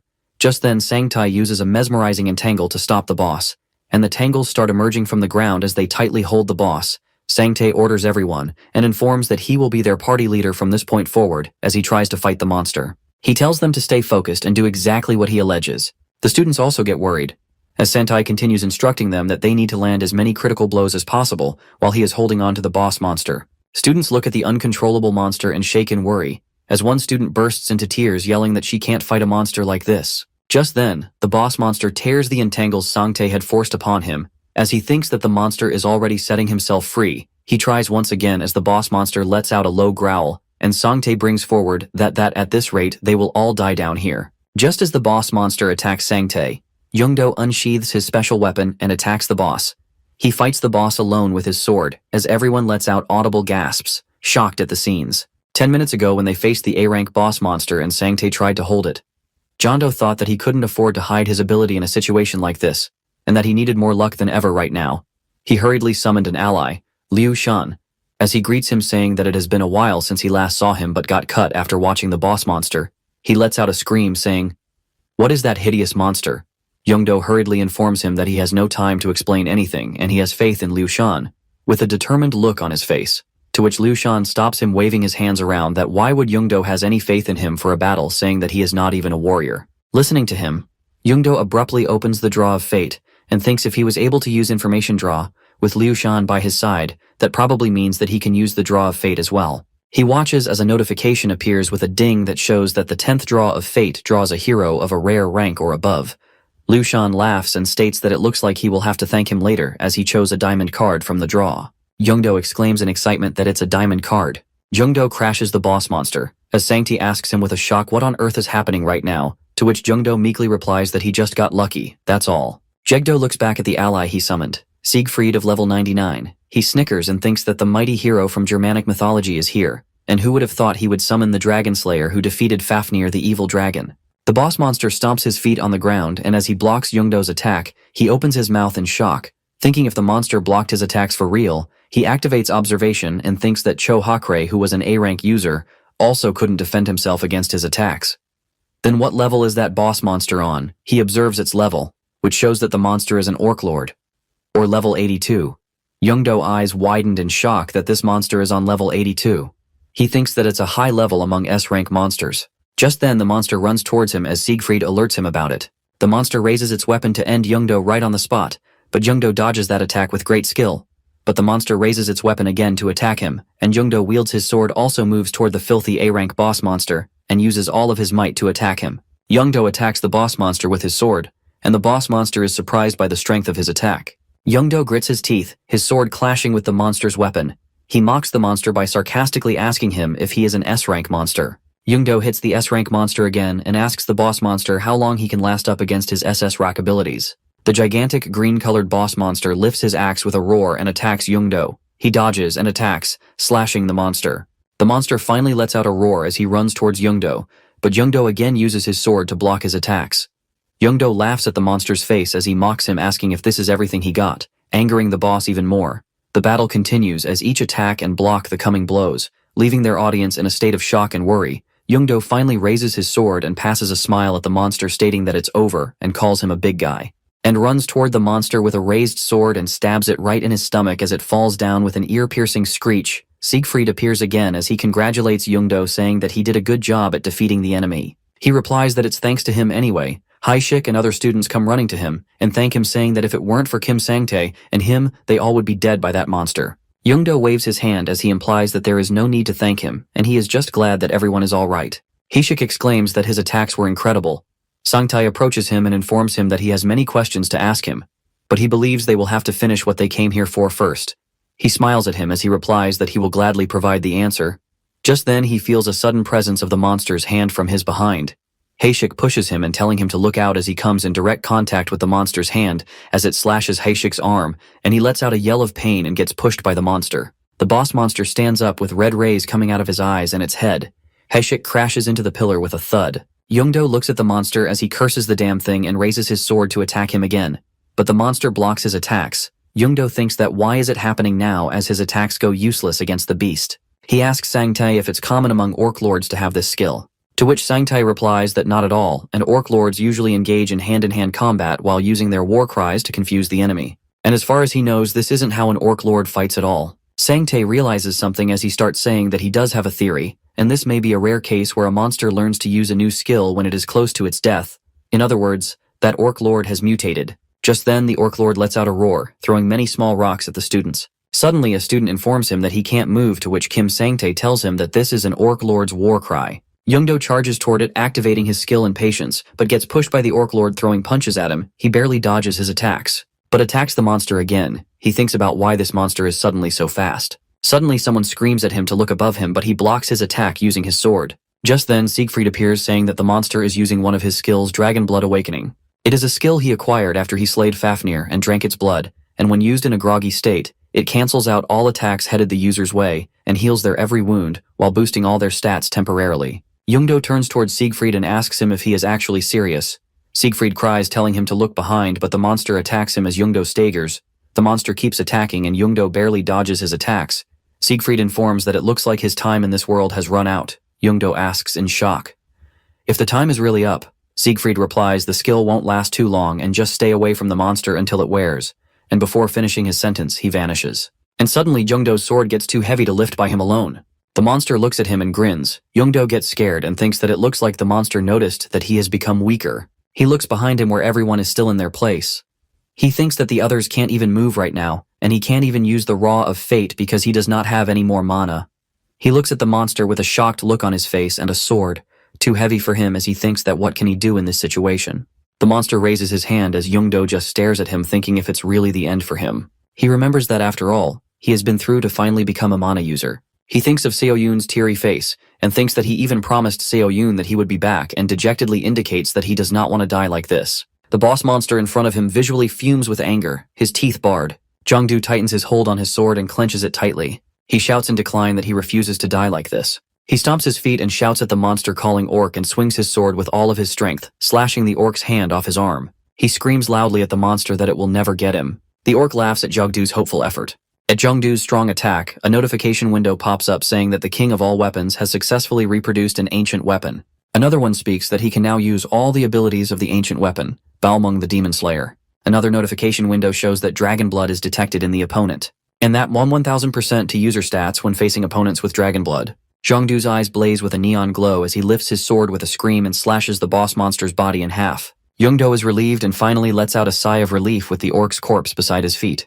The status window shows him the rewards, which are +3 mana and +5 strength. Jungdu looks at the monster's carcass and asks himself if it's really over now. He looks at his disappearing weapon and guesses that the weapon was not called King of All Weapons for nothing. He further asserts that who would have known that it could restore the traits of a weapon as well as its form. He thinks about the dwarves and thanks them gratefully. A notification pops up saying that he has succeeded in summoning a supreme being and that he has acquired a part of the being's abilities. His status window shows that the skill Dragon Blood Awakening is unlocked. Youngdo is pleasantly surprised to see that and notes that he unlocked another skill after Green Dragon steps. He knows that a golden card only offers stat boosts, but diamond cards offer skills as a reward. He thinks about the boss monster using the Dragon Blood Awakening skill and affirms that it is really a perfect skill, and it is like he has an extra life now. Youngdo adds cheerfully, if they should clean up now. He looks towards his team members to see that they're all staring at him without uttering a word. He meekly asks why is everybody so intense, and then Haishik comes limping at him. Youngdo hurriedly tells him that thank God he is okay. Haishik nervously asks him if he is going to kill everyone now. Youngdo looks at him and replies, why would he do it? To which Haishik informs that he must be one of those rogue high-level users who kills everyone who witnessed their skills to keep a low profile. Jungdo yells what the hell is he talking about, and what kind of lunatic he thinks he is, and who would kill innocent people like that. After hearing this, the students all look relieved. He tells him that he is no rogue high-level user either, and they all saw that he was a level 2 when they came in here. Sangtae articulates that doesn't explain why he is so strong. Haishik asks him again how come he is so strong. Sangtae nervously thinks about how could Haishik just ask for a user's personal information like that. Youngdo just replies that he has a very special first skill, but he can't tell anyone yet. Haishik's eyes go wide as he asks him if that means that he will get much stronger when he gets his first skill. Youngdo thinks to himself only if he has a level 3 talent. Outside the dungeon, Sanghee's assistant asks what is taking them so long, and if they are in hiding and leave this dungeon uncleared for 30 days, it will cause a dungeon break where the monsters inside the dungeon break free and cross over into their world. And asks Sanghee that they shouldn't consider launching the dungeon closure system while they still have time. She assures him that nothing of the sort will happen as long as Sangtai is in there. He doesn't show it, but he is dead serious about his responsibilities, and he would have challenged the boss even if he knew they wouldn't be able to defeat it. Just then, the portal shakes as the assistant tells her that it seems that the raid is over. Sang-hee tells everyone to get ready to enter and implies that she will make sure to avenge them properly. They all get ready to enter, but the students enter from the portal as Sang-tae informs them that Team B dungeon is cleared and their test is officially over. Sang-hee moves towards him trying to stop him. Sang-tae recognizes her asking if that is Sang-hee, to which she replies that it is Ms. Seo, and asks him if he found out that the dungeon info was a scam and how the hell he got out of an A-rank boss dungeon. She glances at the axe that the orc used and screams if that is an orc lord's war axe. She runs towards it and admires the axe as she claims that this is an extremely rare item. Less than 10 of these have been found in Korea. And how did it end up here? She turns towards him and asks if she defeated the orc lord in the dungeon. He tells her that it's a long story. Just then the director of the company starts clapping and utters that Kim Sang-tae really is the pride of his academy, and since he belongs to the academy, this prize rightfully belongs to the academy as well. Sang-hee angrily mentions that moments ago he was hiding behind everyone else and cowering, and now he comes waltzing in after the dangers pass to claim that prize for his own. Min-jae reaches for the axe just then. Young-do grabs and comments that the axe is his, and he slayed the orc lord, so it belongs to him. Min-jae asks if he is one of the students, and how dare he utter such nonsense. Chung-do looks at him and giving him a fake smile and claims that he was the one who defeated the orc lord. Jin Jung-do asks Kim Min-jae firmly if he thinks that Jung-do is his subordinate, and suggests to him that he's a student at Kim Min-jae's academy, and threatens if he should make a complaint against his academy for what happened here. Kim Min-jae gets intimidated by Young-do and quickly apologizes to him, but states that even so, Young-do should not lie to him. But Sung-tae interrupts him and clarifies that Young-do is not lying since it's true that Young-do defeated the orc lord alone. Sung-tae then tells about himself that he actually did nothing this time, to which Kim Min-jae calls it impossible and refuses to believe. He yells that it does not make any sense that a student defeated an orc lord. Looking at Min-jae's reaction, Jung-do quotes that common sense does not apply in the dungeon, which makes Kim Min-jae more shocked when Jung-do further questions him if this is not what they in the academy teach. Moreover, Young-do asks Min-jae if instead of taking the spoils, he shouldn't be taking care of them, who barely survived out of the dungeon, since Min-jae should be explaining the situation to them and doing something about it. All of them agree with Jeon-do, whereas Kim Min-jae nervously wonders that they all have come back safely, so what's the need? When Seo Sung-hwae watches the CEO act like that, she wonders if that was how others saw her as well, and mumbles that she is so embarrassed. She then steps forward and orders the men that as of this moment, the emergency situation has been resolved, so bring the students to the hospital right now as they have been exposed to the war cry, and there may be internal injuries, so make sure that they are examined thoroughly. Kim Min-jae gets anxious, so he yells at them to remind them that he is the highest in command at the academy, and everyone must obey his orders instead, and keeps yelling at them. At the hospital, when Sung-tae informs Sang-hwae about the events, she gets shocked at the mention of mutation and asks him in disbelief about what he just said. He confirms his words and explains that Young-do definitely defeated the orc lord. However, the orc lord's body exuded a crimson energy and recovered from all of its injuries and started to look much stronger than before as well. He further informs that Jin Jeon-do split that orc lord into two with a single slash afterward. When Sang-hwee's eyes widen in surprise, Sung-tae further informs her that this is just a guess of his. However, student Jung-do was only carrying a spear when he first entered the dungeon. But when he was fighting against the orc lord, it changed into a greatsword with a golden handle and an azure jewel embedded in it. Sang-hwee listened with curiosity as he continued that seeing as how, when Young-do split the orc lord into two, the azure jewel in the sword shined, and how the sword disappeared. After that, Sung-tae stated that his guess is that Young-do is probably a mana consumption artifact. After listening, Sang-hwee delivers in a thoughtful way, an artifact that can kill the orc lord in a single strike, and asks Sung-tae if Jung-do's skill or talent is artifact creation, to which Sung-tae agrees, and states it is probably an ability similar to what America's SS rank whitesmith has. When she sees Sung-tae agreeing, she asserts that they have just one thing to do then, and orders Sung-tae to let's go while dragging him by his shirt. In the hospital bed, Young-do opens his status window and notices that he's now level 4, and surprisedly discloses he has gone up 2 levels with the expedition this time. However, it does not feel like much even though he went through a lot to kill an S-rank boss, but power leveling does not exist, so he guesses that there is nothing he can do about it. He then thinks that in order for him to level up efficiently, he needs to enter as many dungeons at his level as possible. However, there's no guarantee that he'd get information about dungeons if he uses the info gacha.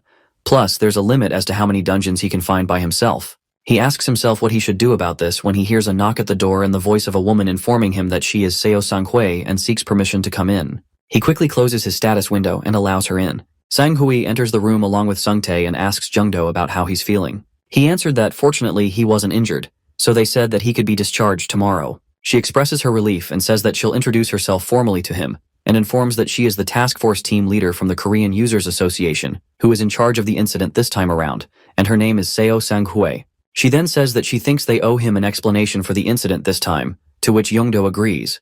And after telling his name, he says that he would like to hear her explanation. Sang-hue starts explaining to Youngdo that an academy's salesperson was cheated by a dungeon scam. However, the whereabouts of the seeker who made the deal with him are currently unknown. Also, their guess is that it is related to the Karma Guild, but there is no evidence that this is the Karma Guild's doing, and with the academy paying out compensation, there is a high chance that this incident will be closed like this. On the mention of the Karma Guild, Jondo gets shocked and wonders if this could be because of Jo Hakre, and questions Sang-hue, why the Karma Guild? She answers him that it is because there has been some friction between the academy and the Karma Guild recently. Therefore, she cannot help but think that it could be related to that. Youngdo quickly lets out a deep sigh on knowing the actual reason, realizing that it is not because of him. However, he states that it's strange that they aren't even users who belong to the academy, so how did it affect the academies by just killing a few students? To Jungdo's suspicion, Sungtae replies that they were probably after him and not the other students like Jungdo or others, because Sungtae's father is the academy's director. Jungdo gets surprised in disbelief at how Sungate is from a rich family, whereas Sungtae continues that in any case, the incident this time is 100% the academy's fault, and CEO Kim In-jae will be stepping down, and they will also be compensating student Jin Jungdo as their apology. With that, he bows in front of Jondo, saying that they offer their sincere apologies. Youngdo nonchalantly says that as a user, they have to be prepared to run into unexpected situations, and since he's gotten the apology and will be receiving compensation, he won't pursue things any further either. Sang-hue then addresses him and queries him enthusiastically if he'd be interested in working for their country, but he bluntly refuses completely. She says that he should at least hear her out first, but he insistently refuses, saying that he is not interested and thinks that he already knows that he'd be obligated to serve the country for 3 years if he decided to work for it. And in other words, the country's slave. So it'll be like military service all over again. Recalling how the last duty he had in the military before the Great Catastrophe was really terrible, he wonders if she now wants him to enlist as a user, which is no way that he'll do it. Sunghui says to him that she thinks he has some misunderstandings, and obligatory duties are for users to be exempted from paying the 300 million W1 fee that is incurred from using the Awaker. And since he has already paid the 300 million W1, he'll not need to fulfill any obligatory duties. She explains that there are several benefits for a user that belongs to the country, so he has free access to all the user facilities that the country runs, and he can continuously enter dungeons that are of his level for free. Plus, the tax is also non-existent as well. When Youngdo expresses his surprise, she adds that in return for all this, 4 times a month, he would have to clear dungeons that the country demands of him, and 70% of the spoils from that would go to the country. Even after this, Youngdo still refuses and thinks that since he does not know what information he'd get from the info gacha, he cannot join a single group, and he needs to be not bound by any contract in order for him to move and do what he needs, no matter what information he obtains. When Jungdo refuses again, Sang-hue states that in that case, she'd like to make an expedition request to him and inquires him what he thinks. When he wonders about it, she explains that as dungeons worldwide continue to increase exponentially, the number of users needed to clear it might not be sufficient, and so they'd make dungeon expedition requests to users in return for a price. Hence, with the objective of helping to nurture users, they'd take care of all the necessary fees in order to enter the dungeon, and all they ask for is 30% of the magic stones that he obtained in the expedition, and they'll also not force him to take the request, and he can reject the expeditions that he does not want to do. Youngdo says that it sounds alright since it'll be hard for him to find dungeons by himself, and thinks that the dungeons that the association finds would be stable. So even if they want to take 30% of the magic stones, there aren't many mana stones at lower level dungeons, because the price of a dungeon would cost a lot. Hence, he finally accepts her proposal and wonders if they can sign the contract now, to which she says that the association will find him a suitable dungeon and contact him again, and then he can just sign the contract. He then wonders if Sungtae needs to go back to the academy after he's been discharged, to which Sungtae answers that he's finished all mandatory training so he can just rest wherever he wants, and begs to please attend the graduation ceremony, to which Youngdo agrees. As Sungtae is leaving, she turns around and calls Jungdo out. On asking, she tells him that she'd like to buy his war axe, requesting him to give her a discount as well. Seo Sang-hue brings the contract to Youngdo and shows him the places to sign while carrying the war axe on her back. He surprisingly seeks her if it is not too bulky, but she says that it is fine since she does not want to be separated from this baby for a single second and looks at it happily, to which he says that he is glad it managed to find a good owner. After the contract is signed, Sang-hue says that they will be counting on him for the expedition in 2 days, so he agrees, telling her to leave it to him. Before leaving, she questions him if he'd like to take a look around the association as she'll bring him somewhere he will like. Thus, he agrees. Arriving at the gym, Youngdo raises a question for her if this is the training center in the association that he has heard about.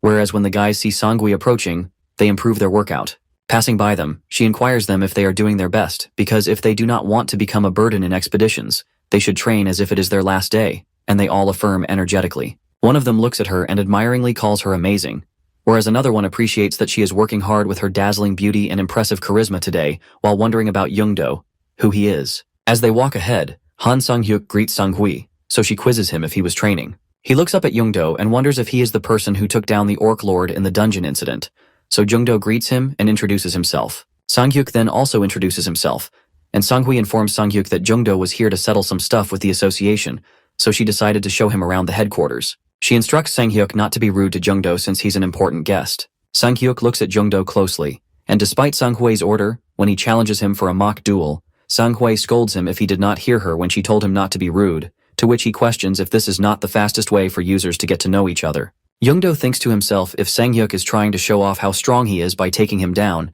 and decides that there is not any need for him to get involved in this. Therefore, he apologizes, saying that he does not like mock duels and is going to look around a little more. However, when Sang-hyuk mocks him, Youngdo agrees to it, but Sang-hui tells him that he does not have to play along with Sang-hyuk since he is a C rank and Youngdo is an E rank who just got discharged. Youngdo assures her that it'll be alright. And since they're about to work together, he wonders if it wouldn't be a joke if Sang-hyuk does not know what he is capable of. So he'll take this chance to show Sang-hyuk what he can do. Sang-hui wonders if Youngdo did not win against the Orc Lord because of his item, and Mana Virtual scans the user's information and creates an avatar with the basic equipment so he won't be able to win. Both of them put on their VRs while Youngdo thinks that Sang-hyuk might be able to win in real life. But it's a different story when it comes to mock duels in Mana Virtual. The game begins with a notification that as long as they are playing, all their stats will be doubled.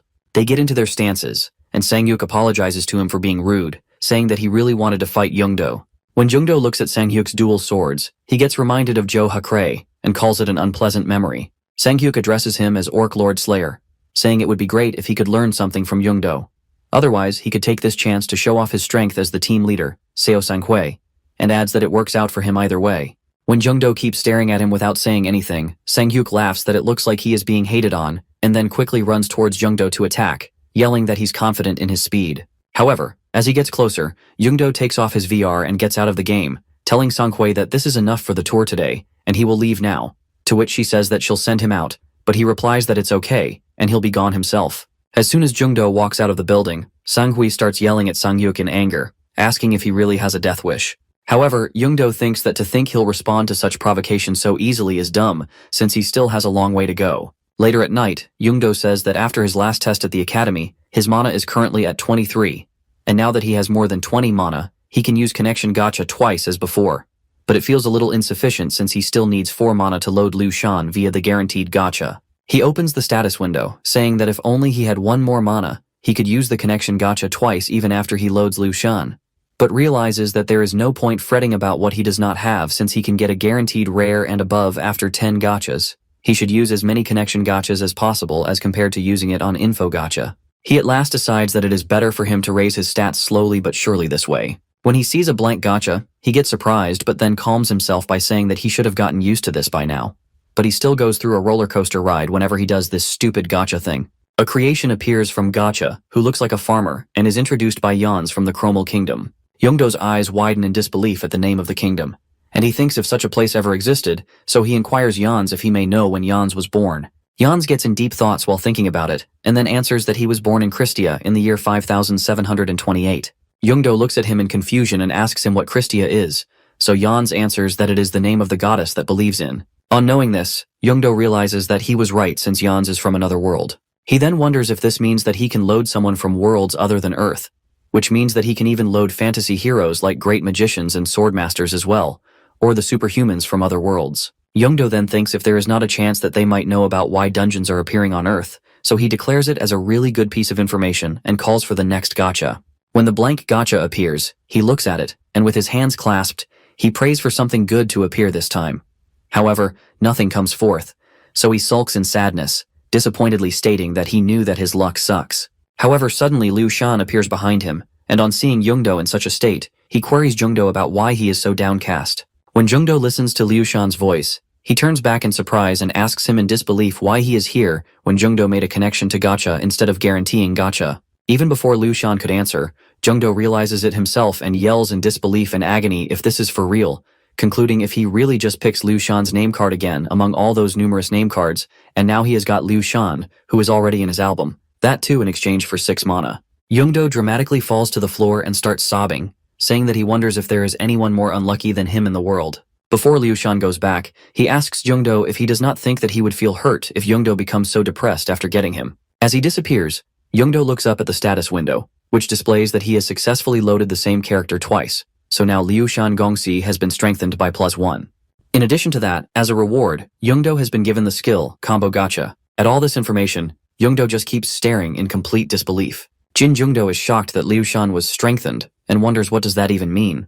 As he checks on stats, he realizes that his stats did increase. He feels like this drawing skill resembled drawing prizes or character cards in video games, so it looks like the summoned ally gets stronger if he draws their card again. Although his stats are still so low that the change is barely noticeable. It's a shame that Liu Shan's talent didn't level up though. Just then Jin Jungdo realizes that maybe it's like enhancing items in a video game. The higher the enchantment level, the higher the stats get. Maybe this way his talent will also level up someday as well. Then he gets to know that these cards won't break like items that fail to get enhanced in video games. Liu Shan doesn't understand what he just said, but it sounds terrifying, a noble one. Jungdo was just thinking about how he came to draw his card again. Liu Shan adds that it's easy because he is lucky and strong luck is his middle name after all. Jungdo states that he is sure that a level 2 strong luck is a very rare talent, but if he considers how big the real universe is, there should at least be thousands of other people who have such abilities, so Jungdo doesn't understand how he ended up drawing Liu Shan a second time. Liu Shan believes that would be because their fates crossed paths when he drew his card on his first draw of fate. From what he observed, Jungdo's skills tend to summon people or things that are closely related to him. It hits Jungdo's mind, and he realizes that it's right. He did always get information about locations near him from all his info draws, and the 12 allies that he drew were heroes from this dimension on Earth. With this expectation of Jorn's, that's the case. Liu Shan hesitates and leaves, saying he will see him soon, sometime, so don't count on it, calling Jungdo a noble one. Jungdo is irritated, and it looks like he is really stuck with him. He decides to focus on the good Jews he got earlier. Just then, his stats points catches his eye, which shows that his stats increased by 1 point each. He wonders if that +1 strengthening applies to him as well, and excites, claiming being stuck with Liu Shan isn't so bad. He decides to check out the Combine Draw effect. As he clicks the button, a weird pink monster with 2 drawing sections appears, making Jungdo startled. Combine Draw allows 2 heroes to be drawn from the ally list. Then it will summon another random hero who is closely related to those 2. Jungdo wonders if he combines Lu Bu and Liu Shan, then he can summon Liu Bei, Guan Yu, and Zhang Fei as a potential ally. He opens his ally list and picks Liu Shan and Lu Bu and puts them there. A notification pops up informing they both are combinable and 40 mana will be consumed. First usage of Combined Draw does not consume mana. A pop appears asking would he like to draw now, yes or no. He wants to save it for later, but his finger approaches to click on yes. He struggles to stop himself, saying that he might need to use this when he is stuck in an emergency. Then he gets curious to check if Giz and Liu Shan are combinable, but they are uncombinable. He realizes that the purpose of Combine Draw lies in narrowing the draw range. For example, combining Liu Shan and Lu Bu would allow him to draw a hero from the 3 Kingdoms period. He gets it now. Later, a manager informs Jin Jungdo that the analysis is complete. This is a single-user E-rank extermination dungeon. Would he like to enter? Jungdo asks for a second and decides to check it out himself, as he was the victim of a dungeon scam after all. As he checks, it confirms, and he gets hidden info from the observation that there is a sack of mana stones buried under the boss room. That's so impressive to him. This is amazing. Knowing what monsters he is up against will be a great advantage, not to mention the hidden rewards. He decides to go in. Manager adds that the current time is 10 AM, so please proceed to enter. As Jungdo enters, a group of goblins rushes towards him to attack. He slaughters all of them within a second. After clearing them all, he laughs, as now this is more like it.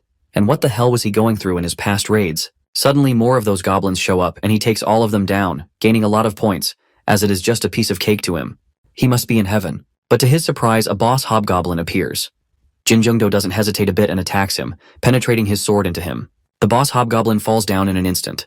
Jungdo gets shocked as his stats were as high as a C-rank user's, but he didn't know he could take an E-rank boss out like this. Anyway, he takes out his hammer, as now it's time for some treasure hunting. He starts digging into the boss's room, and finally he manages to find the treasure. He comes back with the treasure, and the manager is in shock at how he cleared the dungeon already, as it has only been an hour or so. Jungdo laughs and asks if there are any other dungeons around here. Manager realizes that he doesn't even look tired, and informs that unfortunately, there are no more Namu-approved dungeons here. But if he wants, he can always go on Mananet and search for raid parties. With the recent increase in dungeons, Nowadays, more users from different guilds are teaming up to raid dungeons. He shows Jungdo that website. Jungdo asks if he just has to enter the serial number on his mana watch to log in. He guesses it's worth a try. He sees there is one recruitment available, accepting any rank. According to Jungdo, they are looking for a newbie to carry their stuff or something. He calls them and informs them that he saw their post on Mananet. As he continues further, the person on the call rudely replies that they got their guy, at which Jungdo burns in anger. Seeing that, the manager hesitantly laughs and comments that it seems like things didn't work out for him. Jungdo is irritated that someone else took the job, but it's fine with him. Jungdo then hands over the mana stones he got for defeating the monsters and shows the hidden treasure that he found in the boss room. As the manager approaches to grab the treasure, Jungdo quickly snatches it away, saying all the rewards he gets in a dungeon raid, aside from the mana stones, rightfully belong to him. And as he can see from its condition, this has already been processed once, unlike the monster's mana stones. The manager hesitantly agrees, adding he was just gawking at how lucky he is. Jungdo is proud that it's not easy to find such a great reward in an E-rank dungeon. He got lucky, but deep down it's all thanks to observation. At the training center, Jungdo is busy training to his core. After a while it gets enough for today. He takes a shower, and as he passes from the corridor, news appears on television there saying, around noon today, on the outskirts of Osan, Gyeonggi Province, a dungeon break occurred.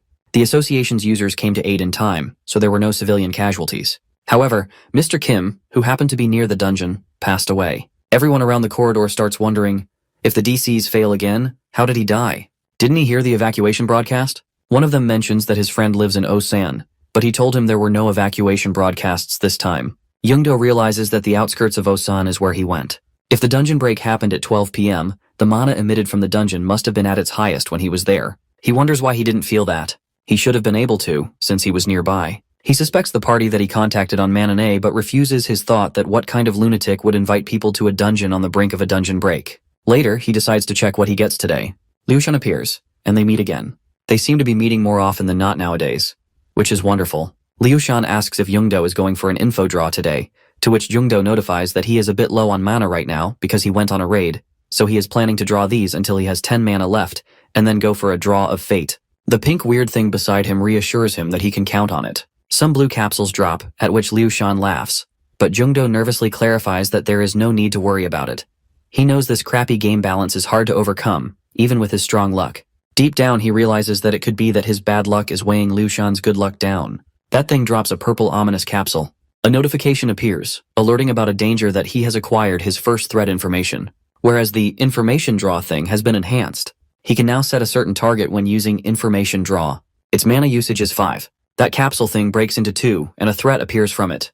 In 4 days, an intentional dungeon break will take place at Gangnam District, Seoul. Jungdo is flabbergasted and wonders if that means someone could cause a dungeon break instead of waiting 30 days for it to happen naturally. He thinks about the dungeon break from this morning and gets to know why he didn't feel anything even though he was in the area and why there were no evacuation broadcasts. If someone intentionally caused the dungeon break, it all makes sense. The guy he talked to earlier today must be the culprit, and he is sure of it. The phone call ended up creating a link between them, so information about this dungeon break was included in this draw. Jungdo starts panicking, wondering what he should do. If he goes by himself to stop the dungeon break, he might get himself killed in the process. But if he let other people know that he can see parts of the future, he might get locked up somewhere and be forced to become a fortune-telling machine. Jungdo is stressed, as he can't tell anyone about this before he acquires the strength to protect himself. But maybe he should give Ms. Seo a hint about this. He taps the blinking button threat information. It refers to information about events that could twist the synchronized timeline between the real universe's history and dimensions. If the timeline is twisted, he will no longer be able to acquire information on the future. Defeat all monsters that cross over during the dungeon break. Then he will be rewarded by the real universe upon success. But to his surprise, it's a quest, and the time remaining is 101 hours and 27 minutes. Enhancement, combination, and now a quest. This reminds Jungdo of the day Winry granted him his skill. He never understood why she came out of nowhere just to give him this amazing gift. But now he does. The universe wants to prevent the desynchronization of history through him, the only person it can communicate with. He guesses they both need each other's help. The next day, a group of horrible zombies shows up in the city. A serious meeting takes place in a large conference room. The officials discuss a shocking event, 2 dungeon breaks in a single day. One of the officials wonders how neither of these dungeons was registered in the association's directory, meaning they are rogue dungeons. Another official expresses frustration, believing that this happened because some people avoided taxes and refused to register their dungeons. The head of the National Users Association wonders how it is possible that not a single user noticed anything unusual as the dungeons neared their break. Moreover, the discussion continues as another official mentions that the dungeon breaks happened in broad daylight, right in the middle of the city. Another member of the meeting confirms this, explaining that even after questioning people who had passed by the site, no one had noticed anything unusual before the dungeon break. The head of the officials wonders in confusion whether the dungeons broke open before their usual 30-day limit. Another confirms that this is indeed the case. More murmurs spread among the officials as they start to worry about whether this might happen again soon. The head of the officials doubts whether dungeon patterns have changed. Just then, someone calls attention to the screen, urging everyone to take a look. The investigation takes a turn as the autopsy results come in after a long time due to the damage inflicted by monsters after death. However, despite this, the cause of death for both victims is clear: a stab wound to the chest. Yet, both individuals were not killed by monsters but by a sword. The fact that 2 murders occurred right next to a dungeon break site raises suspicions among the officials. After much discussion, the investigation team reaches a conclusion that there might be a way to forcefully trigger a dungeon break. Meanwhile, the girl sighs in frustration. With no suspects, no motives, and no clear leads, she wonders what more can be done. Civilian control and patrol operations feel useless at this point. This situation keeps her here for quite a while. As she walks, lost in thought, she wonders whether she should involve more freelancer users in the investigation. Just then, another idea hits her. She should ask Mr. Jin for help. She realizes that Mr. Jin might be someone she can truly rely on. Elsewhere, a graduation ceremony is held. Mr. Jin receives an award and certificate, recognized for excellence in performance and outstanding academic achievements throughout the academy's curriculum. He feels frustrated, thinking about how he has no time for celebrations. Meanwhile, an urgent notification appears. Another dungeon break is imminent. A countdown begins, showing 101 hours and 27 minutes left to defeat the monsters that will soon cross over. Jin reflects on why he even attended the ceremony in the first place. If it weren't for the full refund of his tuition, he wouldn't have bothered coming. However, his thoughts are interrupted as Mr. Kim wishes him farewell. Jin expresses that it was a pleasure to have known him. Just then, Seo-yoon approaches, congratulating him on making it to the top. She hands him something. Confused, Jin wonders what it could be. Seo-yoon explains that it's a lucky charm she made herself. She recalls how Jin often complained about his bad luck lately, so she even prayed for it to bring him good fortune. Jin accepts the charm happily. Seo-yoon is happy that he likes it and then wonders what his next plans are now that graduation is over. Jin thinks, deciding that he will start by raiding some dungeons. Seo-yoon is about to invite him to something when another voice interrupts. Haesik, another friend, waves and greets Jin. Jin wonders how Haesik is feeling after the ceremony, to which Haesik responds, saying he feels great. Haesik excitedly suggests going on a raid together, revealing that he has secured an E-rank dungeon for them. However, Jin politely declines, explaining that he is too busy at the moment. He assures Haesik that he will definitely join next time before he leaves. Afterwards, he regrets not asking Jin to spar with him while they had the chance. Meanwhile, Jin reflects on his decision. He knows that if he asked, both Haesik and Seo-yoon would try to help him without hesitation. However, he does not want to put them in danger. Determined, he accepts that stopping the dungeon break is entirely up to him. 2 days later, Jin finds himself frustrated. This time, there are no provided coordinates for the dungeon break. Going through every dungeon in Gangnam feels inefficient and exhausting, but he acknowledges that the civilian control lines have at least saved him some time. He only needs to focus on areas that aren't crowded with people. He checks the available dungeons in Gangnam, identifying 3 key locations. First, an A-rank dungeon near Seongsu Bridge, named Cobalt Advancing Fortress, which is a defense-type quest. Second, a C-rank dungeon in Nanhyundong called Tarantula Nest is classified as an extermination-type quest. Lastly, a D-rank dungeon in Daechidong, known as Wolf Den Dungeon, is also an extermination-type quest. Jin evaluates his options, and the best way to prevent another dungeon break, he realizes, is to clear all these dungeons himself. Jin reviews that he has no immediate access to any of them. The A-rank and C-rank dungeons have already been purchased by other guilds, and the D-rank one is under the association's control, meaning he can't enter any of them on his own. He thinks about the A-rank dungeon specifically, knowing that defense-type dungeons usually involve massive waves of monsters. This makes it a major threat if left. After that, Jin contacts Ms. Seo. Jin asks Ms. Seo to find him a dungeon in Gangnam. She pauses for a moment before confirming that she has found a D-rank dungeon in the area. He brings up the growing rumors about dungeon breaks happening, emphasizing that if a dungeon is left uncleared in a densely populated area like Gangnam, it could turn into a disaster. He expresses concern for the town, stating that he wouldn't want to see it suffer from a dungeon break. Ms. Seo notices his enthusiasm and wonders whether Gangnam might be his hometown. She then asks about his preferred date for the raid, to which Jin immediately responds with a request for tomorrow morning. She confirms the arrangement, assuring him that someone will be sent to the dungeon entrance at the agreed time. Jin is relieved that he finally has a lead. Meanwhile, Ms. Seo considers whether she should check out Gangnam after work tomorrow. As the countdown continues, only 29 hours and 10 minutes remain. Mr. Jin, in his tactical outfit, wonders if the upcoming threat will be an A-rank or a C-rank enemy. The damage caused by the break makes him believe it is most likely an A-rank threat rather than a weaker one. Mr. Jin checks the time and notices only 10 minutes remain until the break occurs. However, everything around him is quiet. He starts to wonder if it could have been a C-rank dungeon instead. He breathes a sigh of relief, realizing it was a close call, and the call belongs to the association. He wonders if they have arrived for dungeon maintenance. He feels frustrated because he cannot afford to waste any more time dealing with them. Mr. Jin hears a loud noise and reacts with shock that something is happening to the dungeon. Voices from nearby catch his attention.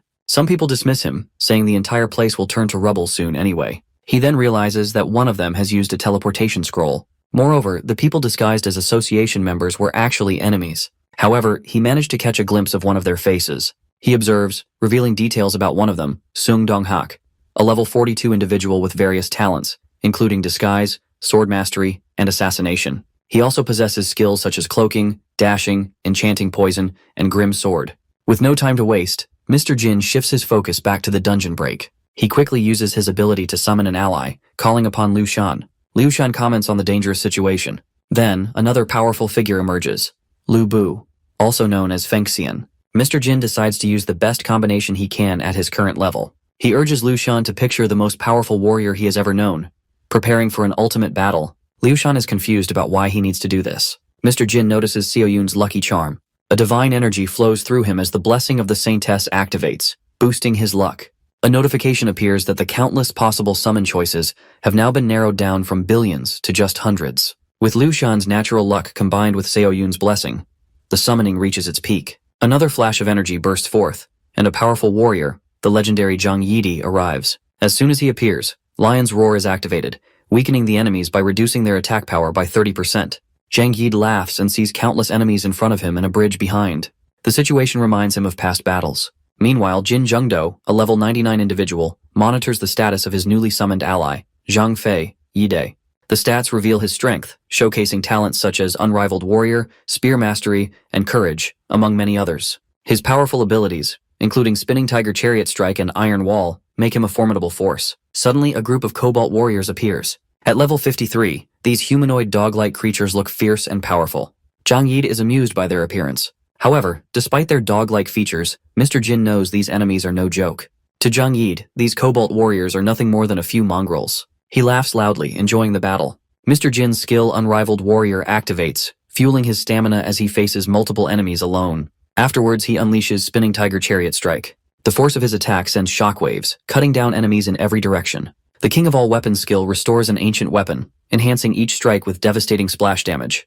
Zhang Yidi marvels at its sheer destructive force. Even if a million enemies stood before him, he is confident that none would stand a chance against this masterpiece of destruction. However, Mr. Jin notices that time is running out. He further notices that while the number of Cobalt warriors on the battlefield has decreased, more are still pouring in from the dungeon, and the boss monster has yet to appear. He decides to thin the herd as much as possible. With every attack, the splash damage from his strikes takes down multiple Cobalt warriors at once. The thrill of combat fuels Zhang Yide, making him feel more alive than ever. He is frustrated that he doesn't have a physical body of his own. He turns back, realizing an enemy is trying to strike from behind. Despite his strength, he begins to feel the toll of the fight. He acknowledges that his lack of experience is holding him back. No matter how powerful his summoned heroes are, he still has much to learn. He wonders if one day, he will become strong enough to stand on his own, without relying on the legendary warriors he summons. Zhang Yid feels strange. He turns to Mr. Jin and asks him if he feels it too. Zhang Yid senses a massive wave of enemies approaching. However, he knows this is where his time in the battle ends. He wonders if Jin Zhengdo will be able to handle things alone. Jin Zhengdo stands firm. He has no intention of backing down because he fully believes in his victory. Seeing this confidence, Zhang Yidi feels proud. He encourages Jin and looks forward to hearing about the battle when they meet again. As Zhang Yidi fades away, a notification appears, granting Jin a reward. He gains a portion of the summoned being's abilities, increasing his mana, strength, stamina, reflexes, and sensitivity. Additionally, he unlocks a new skill, Lion's Roar. Without wasting time, Jin prepares for his second summoning card. Liu Shan hopes to meet again. Jin is grateful for Liu Shan's previous assistance and believes her help will be needed once more. Liu Shan laughs, reassuring Jin that she is always ready for battle. Jin Zhengdo activates Draw of Fate, a powerful ability that allows him to summon rare or legendary heroes. He has already used this skill 9 times in preparation, ensuring that his 10th draw will be something special. However, disappointment hits him for a moment. He was aiming for a diamond card, but he did not get one this time. Instead, he draws Clarent, the King's Sword, a weapon that decreases the opponent's stats by 10%. A notification confirms that he has unlocked the Clarent skill. Clarent was one of the 3 swords owned by King Arthur, yet ironically, it was the very sword that ended his life. Sir Mordred, Arthur's son and the infamous Knight of Treason, was the one who killed him with it. Jin wonders nervously if Mordred will remain loyal or if history will repeat itself. He then checks his summoned ally's status. Mordred, now at level 81, possesses powerful talents such as defiance, chivalry, and sword mastery. His stats are impressive, with high strength, reflex, and mana sensitivity. His abilities include Enchant Weapon, Spiral Pierce, and Ignition Sword, making him a formidable fighter. Just as Jin prepares for battle, a new enemy appears, the Cobalt Leader of the Abyss. Its level matches Mordred's at 81, making it clear that this will be a difficult fight. Jin quickly realizes that victory won't come easily. Jin swings Clarent, the king's sword, with great force. The attack is so strong that it shocks Jin Jungdo. He can't believe so much damage came from just one hit.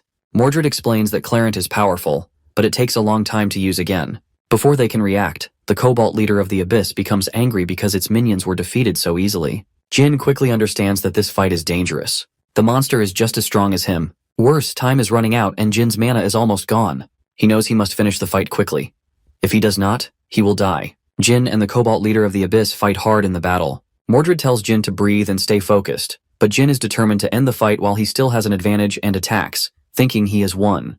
But suddenly the enemy strikes back. Jin is hit hard, pain rushing through his body. Mordred yells in shock, not understanding why Jin got hurt. A bright light surrounds him as Dragon Blood Awakening activates. His wounds heal instantly. Enemy attacks stop for a while, and his power increases greatly. Jin Jungdo feels relieved as Dragon Blood Awakening makes him stronger. At first, he was worried because this skill is dangerous, but now he sees there is nothing to fear. With his power boosted, he is sure he can finish the fight.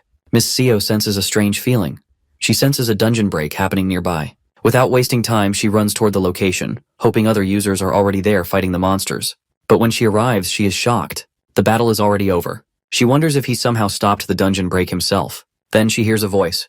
Mr. Jin stands nearby and asks her to help clean up the area. Before she can reply, he calmly mentions that he killed all 311 monsters alone. Miss Seo freezes in disbelief, realizing that Jin defeated every monster alone. Jin Jungdo hears voices shouting, as people rush to get him to a hospital. His body feels weak. Everything that just happened still feels unreal. As he checks his status window, he is shocked. His level is now 14, but what surprises him most are his stats. His strength, stamina, and reflexes have all increased by 10 points. He also sees that he has unlocked a total of 10 powerful skills, including Dragon Blood Awakening, Lion's Roar, and Summon Ally. Jin wonders how he became so strong in just one night. His stats alone are now at the level of a B-rank user. Other users would do anything to gain just one new skill, yet he now has 10. Jin Jungdo still feels weak from the after effects of Dragon Blood Awakening, but inside, he is excited. If he weren't so exhausted, he would be jumping with joy. Moreover, he knows for sure that he is getting stronger. Just then, a voice calls out from outside his room. Seo Sangi introduces herself and asks if she can come in. Jin allows her in, realizing that it is time to face whatever comes next. She tells Jin that everyone was extremely worried after he collapsed. He looks at her and thinks that she must have stayed up all night cleaning up the aftermath of the battle. Seo Sangi then bows deeply and sincerely thanks Jin. Because of him, thousands of lives were saved when he stopped the dungeon break. Jin feels a little embarrassed and responds that he only did what anyone else would have done in that situation. However, Seo Sangi brings up something important. She mentions the Seongsu Bridge security camera footage and then carefully asks if he got a good look at the culprits' faces. She reassures him that he can ask anything. She is willing to do her best to help with the investigation. Seo Sangi thanks him for understanding.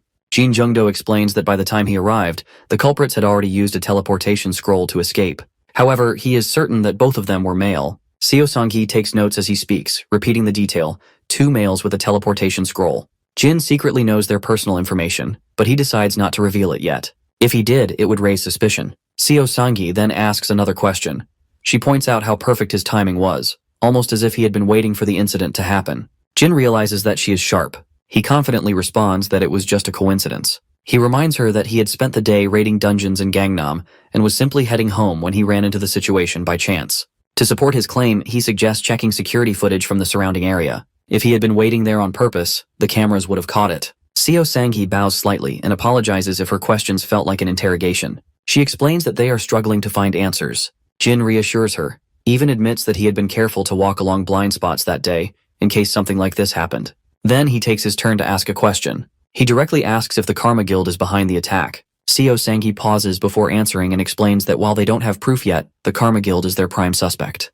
Jin thinks about this and concludes that the first 2 dungeon breaks were likely just test runs, leading up to the main attack that happened yesterday. Seo Sang-hee explains that due to the Karma Guild's size and careful planning, they are still searching for concrete evidence to confirm their involvement. In the meantime, they have strengthened patrol operations to prevent further attacks. Then, she suddenly brings up something else.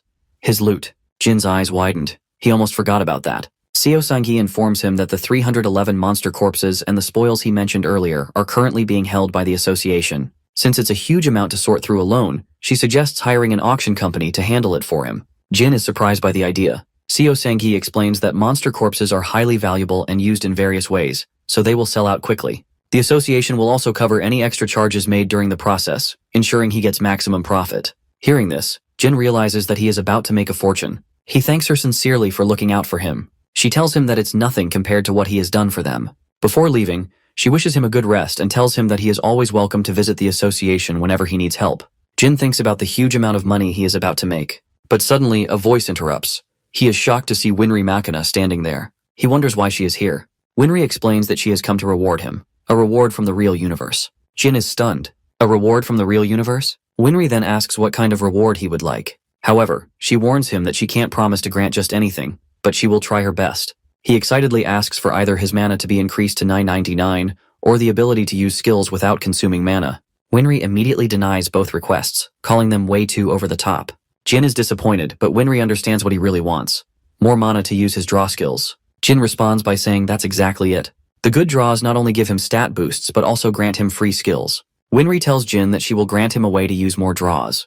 Jin wonders if she is finally going to increase his mana capacity like he asked, but Winry utters no. Instead, she flips a small object in her hand and presents it to him. Jin looks down and sees a ticket. Moreover, he is confused and wonders what it is for. Winry explains that it is a single-use ticket for Draw of Fate. She then adds that the ticket can actually be purchased. Jin then immediately asks how much it costs. He wonders if he has to pay with mana stones, but Winry reveals the true price, the stats he has earned. Jin quickly pulls up his observation window to check his stats. Right now, he has 41 strength, 48 stamina, and 51 reflexes. Winry then clarifies that 1 stat point can be used to buy 1 Draw of Fate ticket. He worked so hard to increase his stats. Frustrated, he wonders why she set it up this way. But Winry reminds him that his luck when using Draw of Fate is actually very good. If someone else used 10 stat points to draw and did not get a golden card or above, they would be at a huge loss. But for Jin, it's different. Every 10th draw guarantees a rare rank or above for him. And out of 30 total draws, he has already pulled 3 diamond cards. As she steps forward, she adds that he even managed to get several golden cards on top of that. Jin may not realize it yet, but his luck makes him truly special. Winry is absolutely certain that Jin will become a formidable warrior in no time. As Jin tells Winry that she is right, he's interrupted by Winry confirming that she is right and giving him his prize. After seeing this sudden enthusiasm in Winry, Jin asks her if she is getting anything if he pays with his stats. Winry does not answer Jin's question and tells him that she is tired and should get going. As Jin asks Winry to wait, Seo-yoon knocks on the door from behind and asks Jin if she could come in. Jin tells her yes. Seo-yoon tells Jin that the association told her everything and asks Jin if he's hurt. Jin assures her that he's not hurt and that he's only exhausted. Seo-yoon, relieved, tells him she is glad to hear that. After that, Jin asks Seo-yoon if she would like to form a team with him. Seo-yoon stands silent, kind of shocked, as Jin continues to say that he knows the large guilds are offering her a spot. Seo-yoon, very excited by the offer, tells him that she'd like that very much and that she will start making preparations right away and runs off.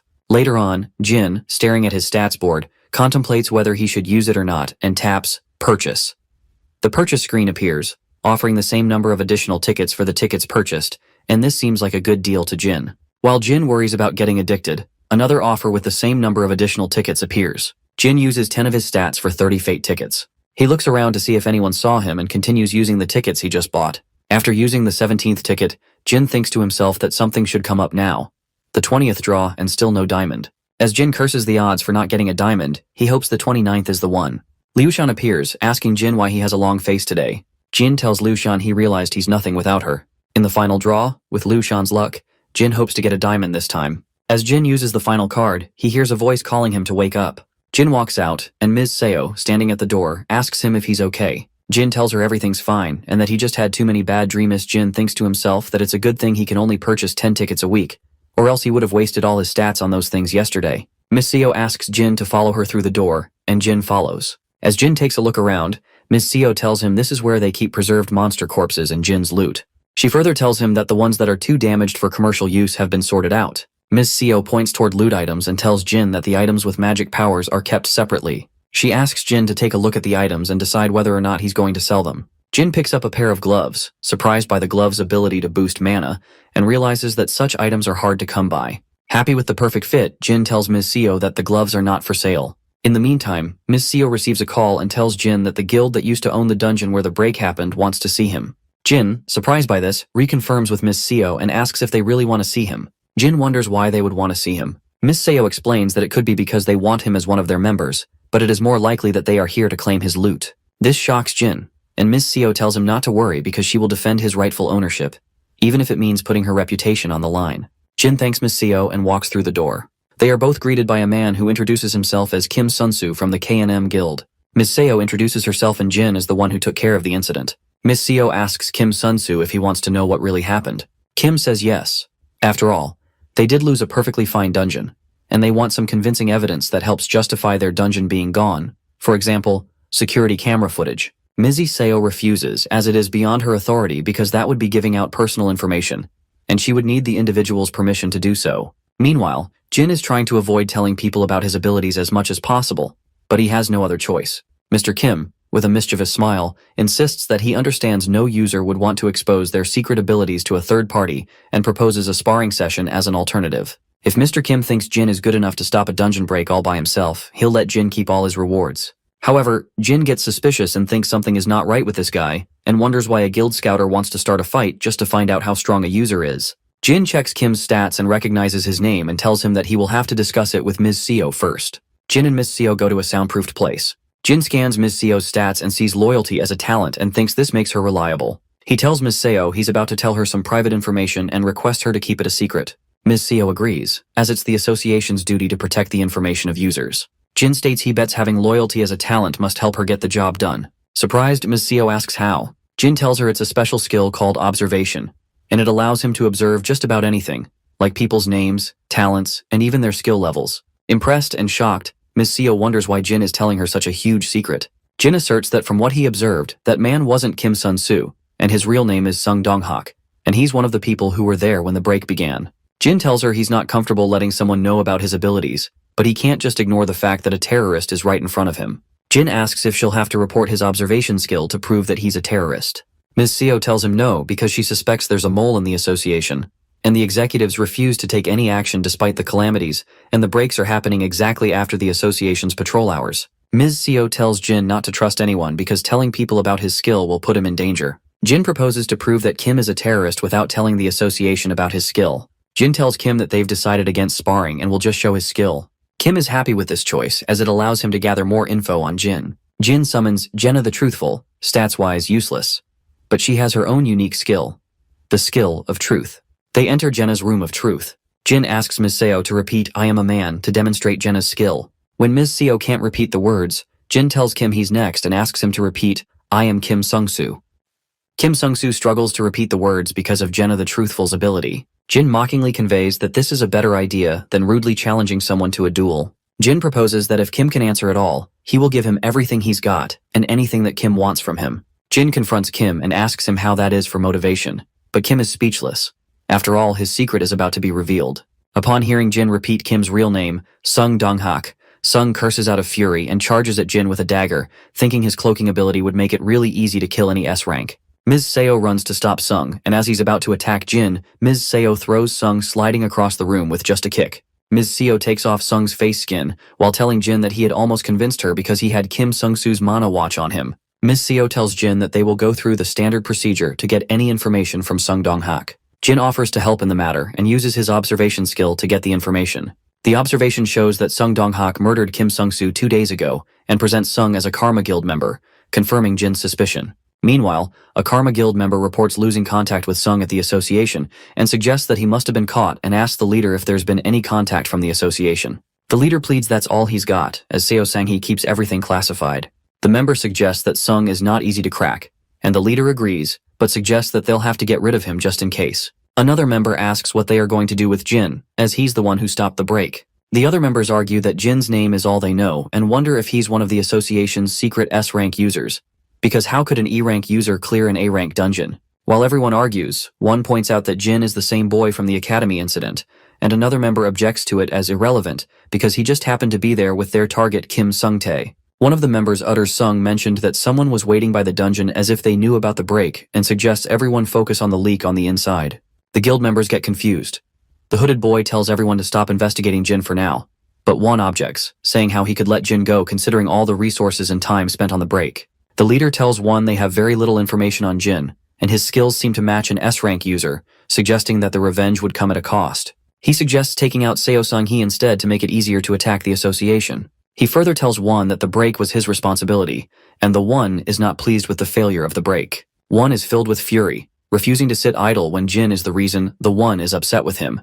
And with this anger, One makes it his responsibility to take down Jin Jung-do. Miss Seo tells Jin that Sung Dong-hak is still keeping silent, and there's been no progress with the interrogation, so she asks the association for permission to use some unorthodox methods, but because of the mole, she couldn't get one. She thinks they're just worried he might die and tells Jin that once they get Sung to talk, they can get him banned from Korea forever. Miss Seo tells Jin that the tax rate is higher than expected in the market due to a high value of items, and suggests that Jin should increase his user rank instead, because the higher the rank, the less tax Jin has to pay. Miss Seo takes Jin to the test room and tells him that because he cleared an A-rank dungeon, he can apply for the B-rank test. If the instructor approves, Jin's rank will be increased immediately. Miss Seo encounters Jang Chul-san, her old teacher, who's excited to see her after ages.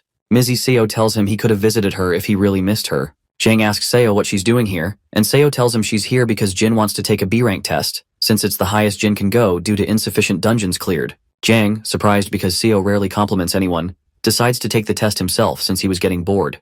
Jin shows his gratitude for the chance to fight an S-rank instructor and loads his talents. Jin checks his stats in-game after quite a while. The stats should be doubled.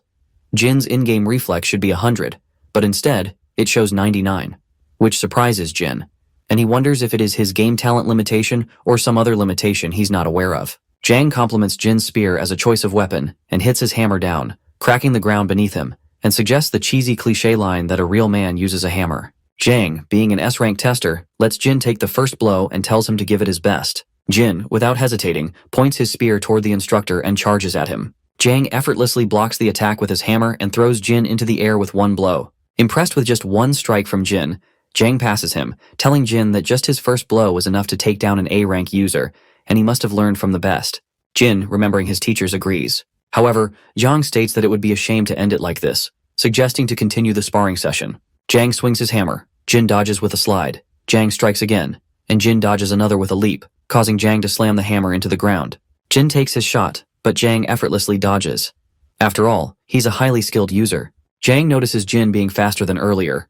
Jin, doubting his skills outside of the game, takes another blow at Jang. With the exchange of the blows and clashes of weapons, Jang tells Jin he has amazing physical performance but lacks experience, as if he did not earn his talent, and mocks Jin for his game talent. Jang notices an opportunity to strike and takes advantage of Jin's open posture.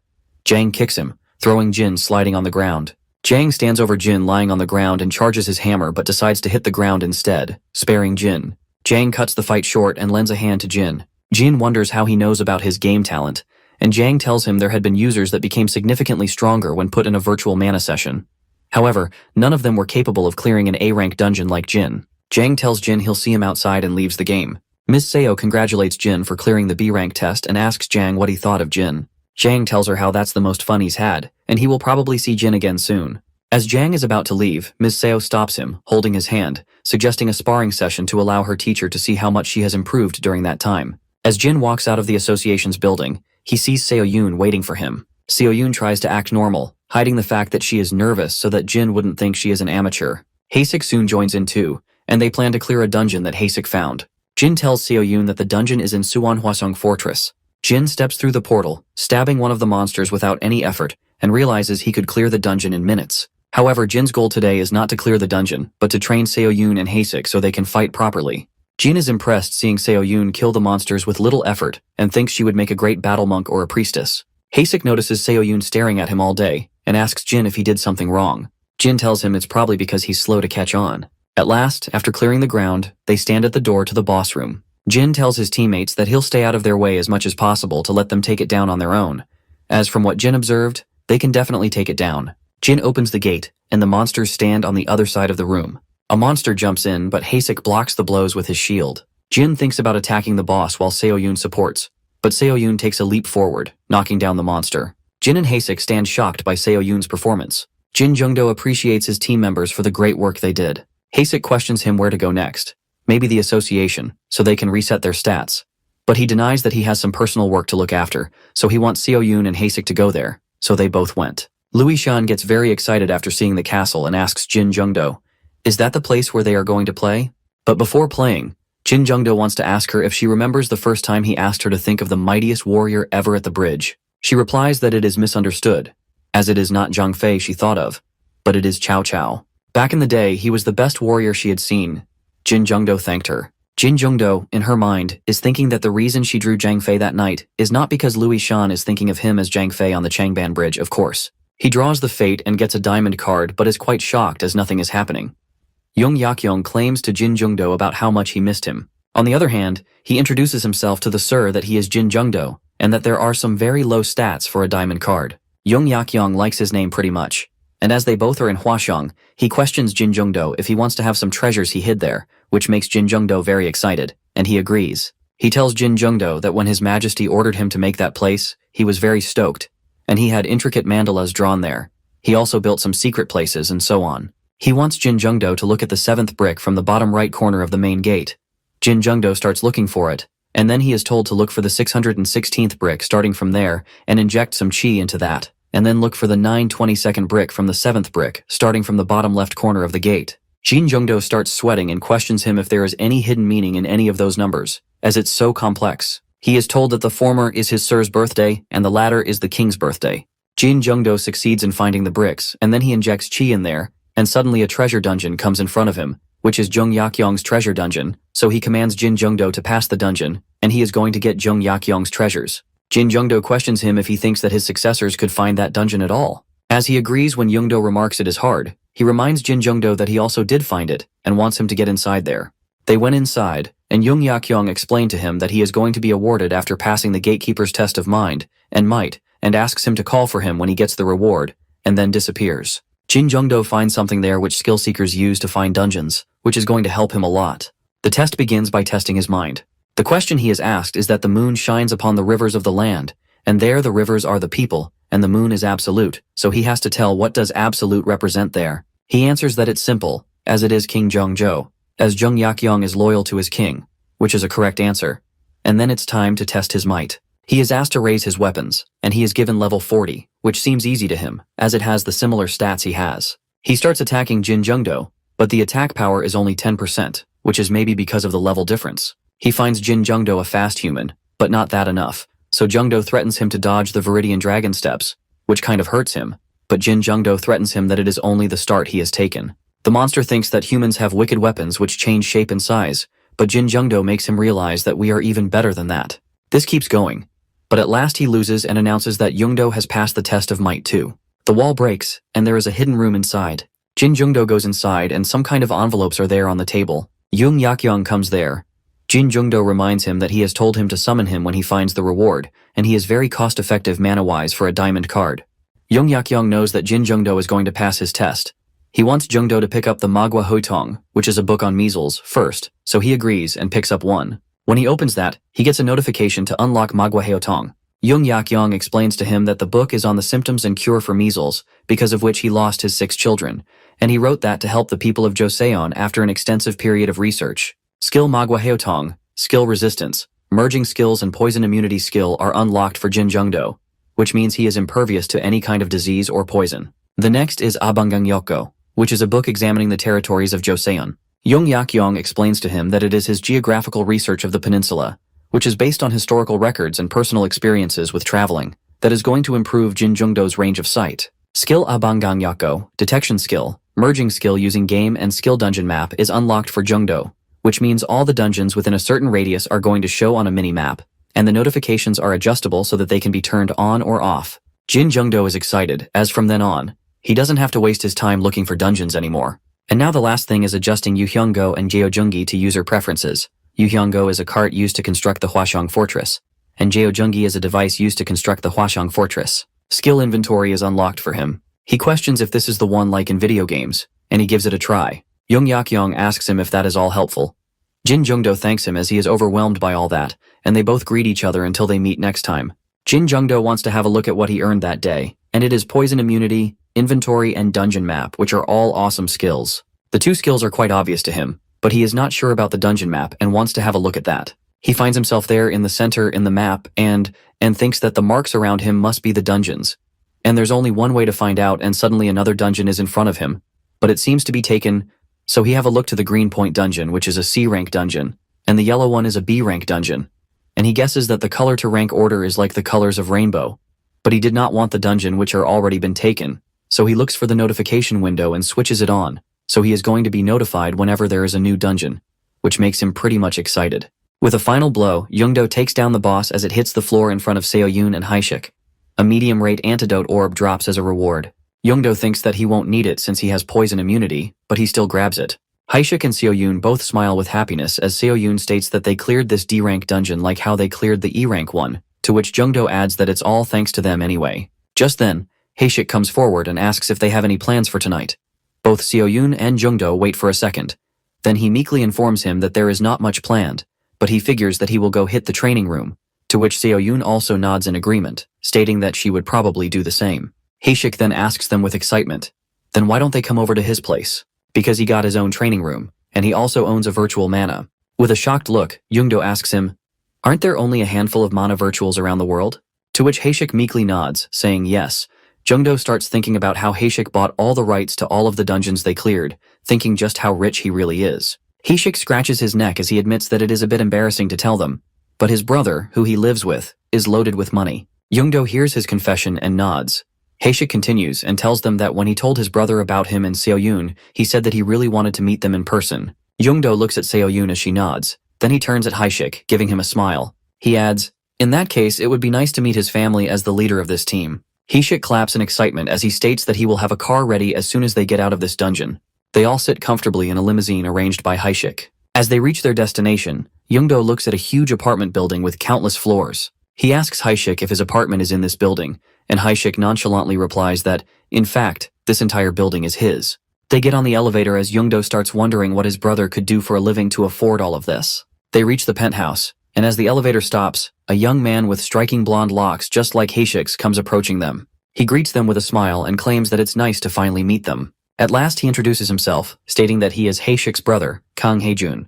Just as Jungdo bows at him to introduce himself in return, the realization settles in as his eyes flash with excitement, thinking of Haejun as one of the only 8 SS rack users in the world. Jungdo turns back at Haishik, who is just smiling at him, and inquires, why didn't he tell him about his brother sooner? Haishik replies that Haejun didn't want them to feel uncomfortable. Jungdo, still in shock, replies that Haejun is still an SS rank user. Haejun just looks at Jungdo for a while as he speaks, and Jungdo looks very familiar to him. Jungdo instantly goes into a fight-or-flight mode, thinking about where Haejun could possibly have seen him.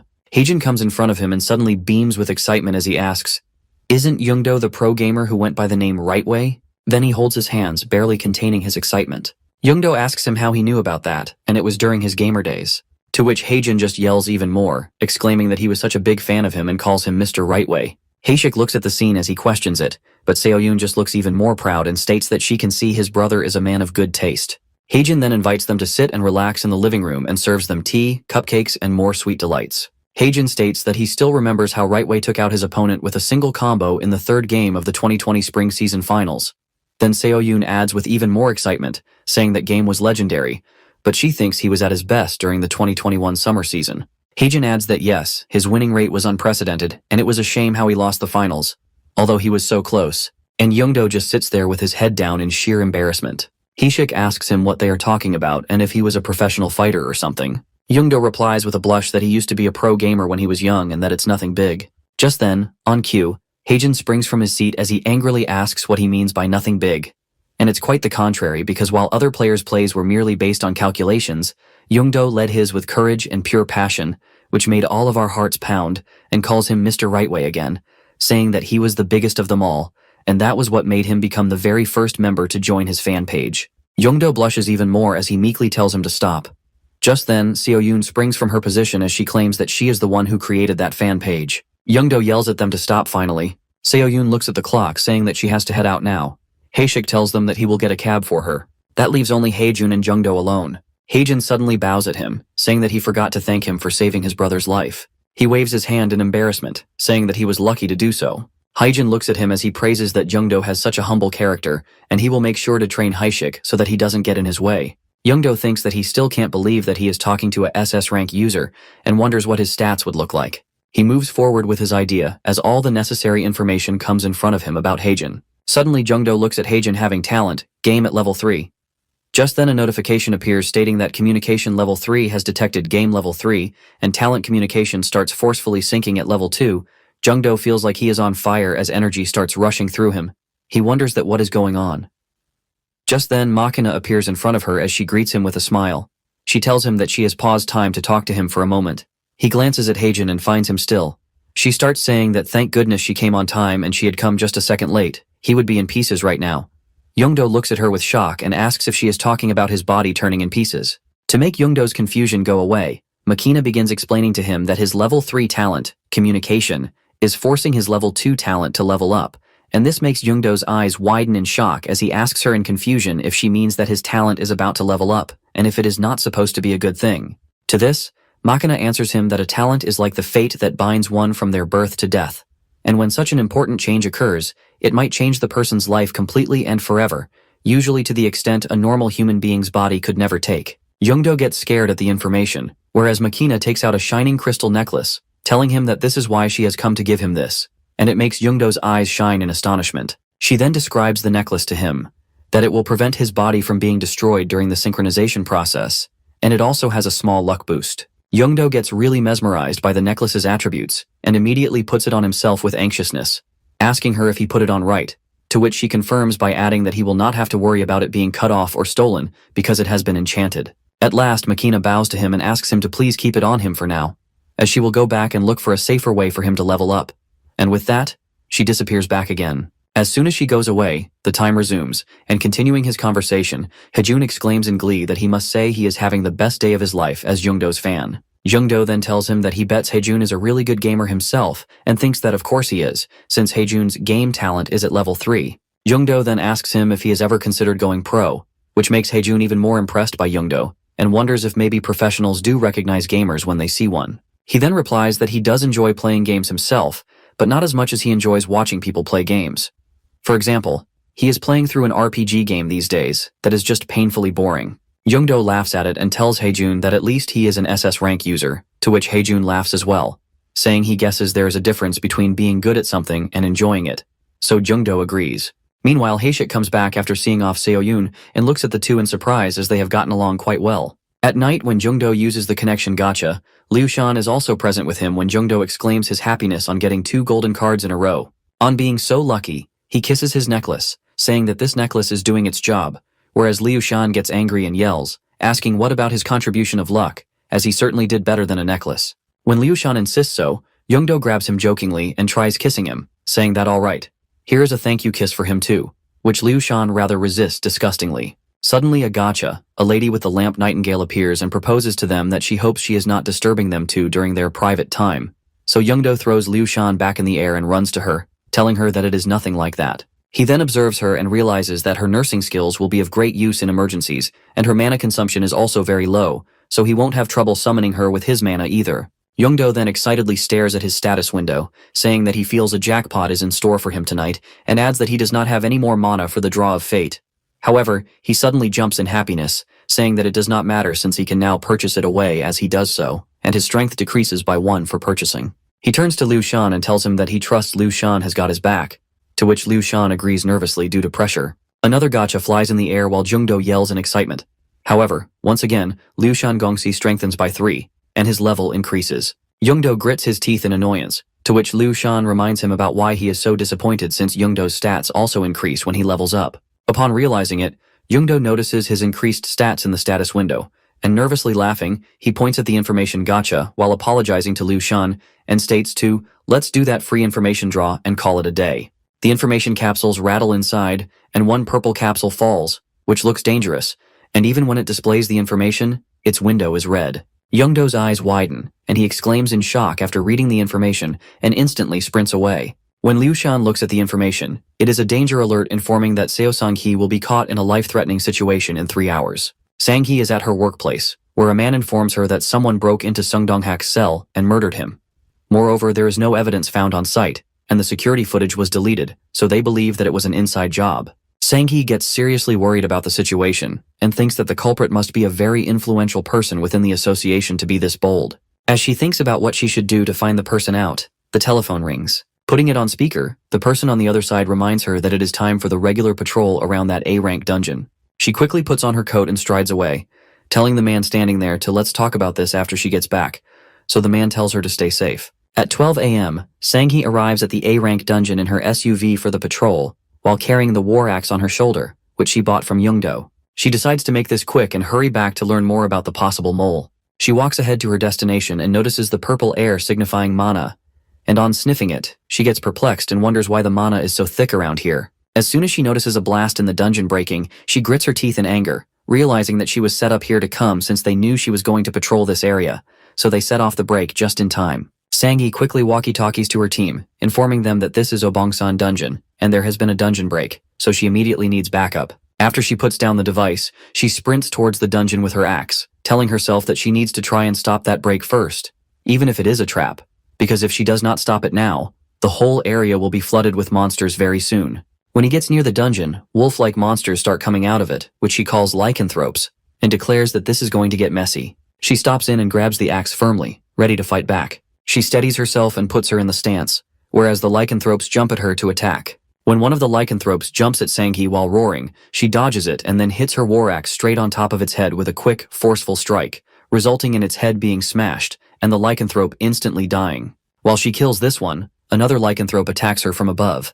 However, she successfully dodges this one and realizes that they are trying to attack her while she is busy battling one of their own. 3 of them surround Sang-hee in a circle, so she firms her grip on the axe. As all 3 of them attack her simultaneously, she picks up the axe and swings it around, slicing their bodies in 2. However, they are not completely gone yet, as another one stands at a distance from her and growls. When she notices this one, she channels her anger once more and hits the axe on its head with so much force that its head slams into the ground. Now that she is done with these smaller ones, she hears a louder and heavier growl, and turning towards it, she remarks, looking at him, that here comes the main event, as he is the boss of the rest. He is quite taller compared to the rest, almost double their height.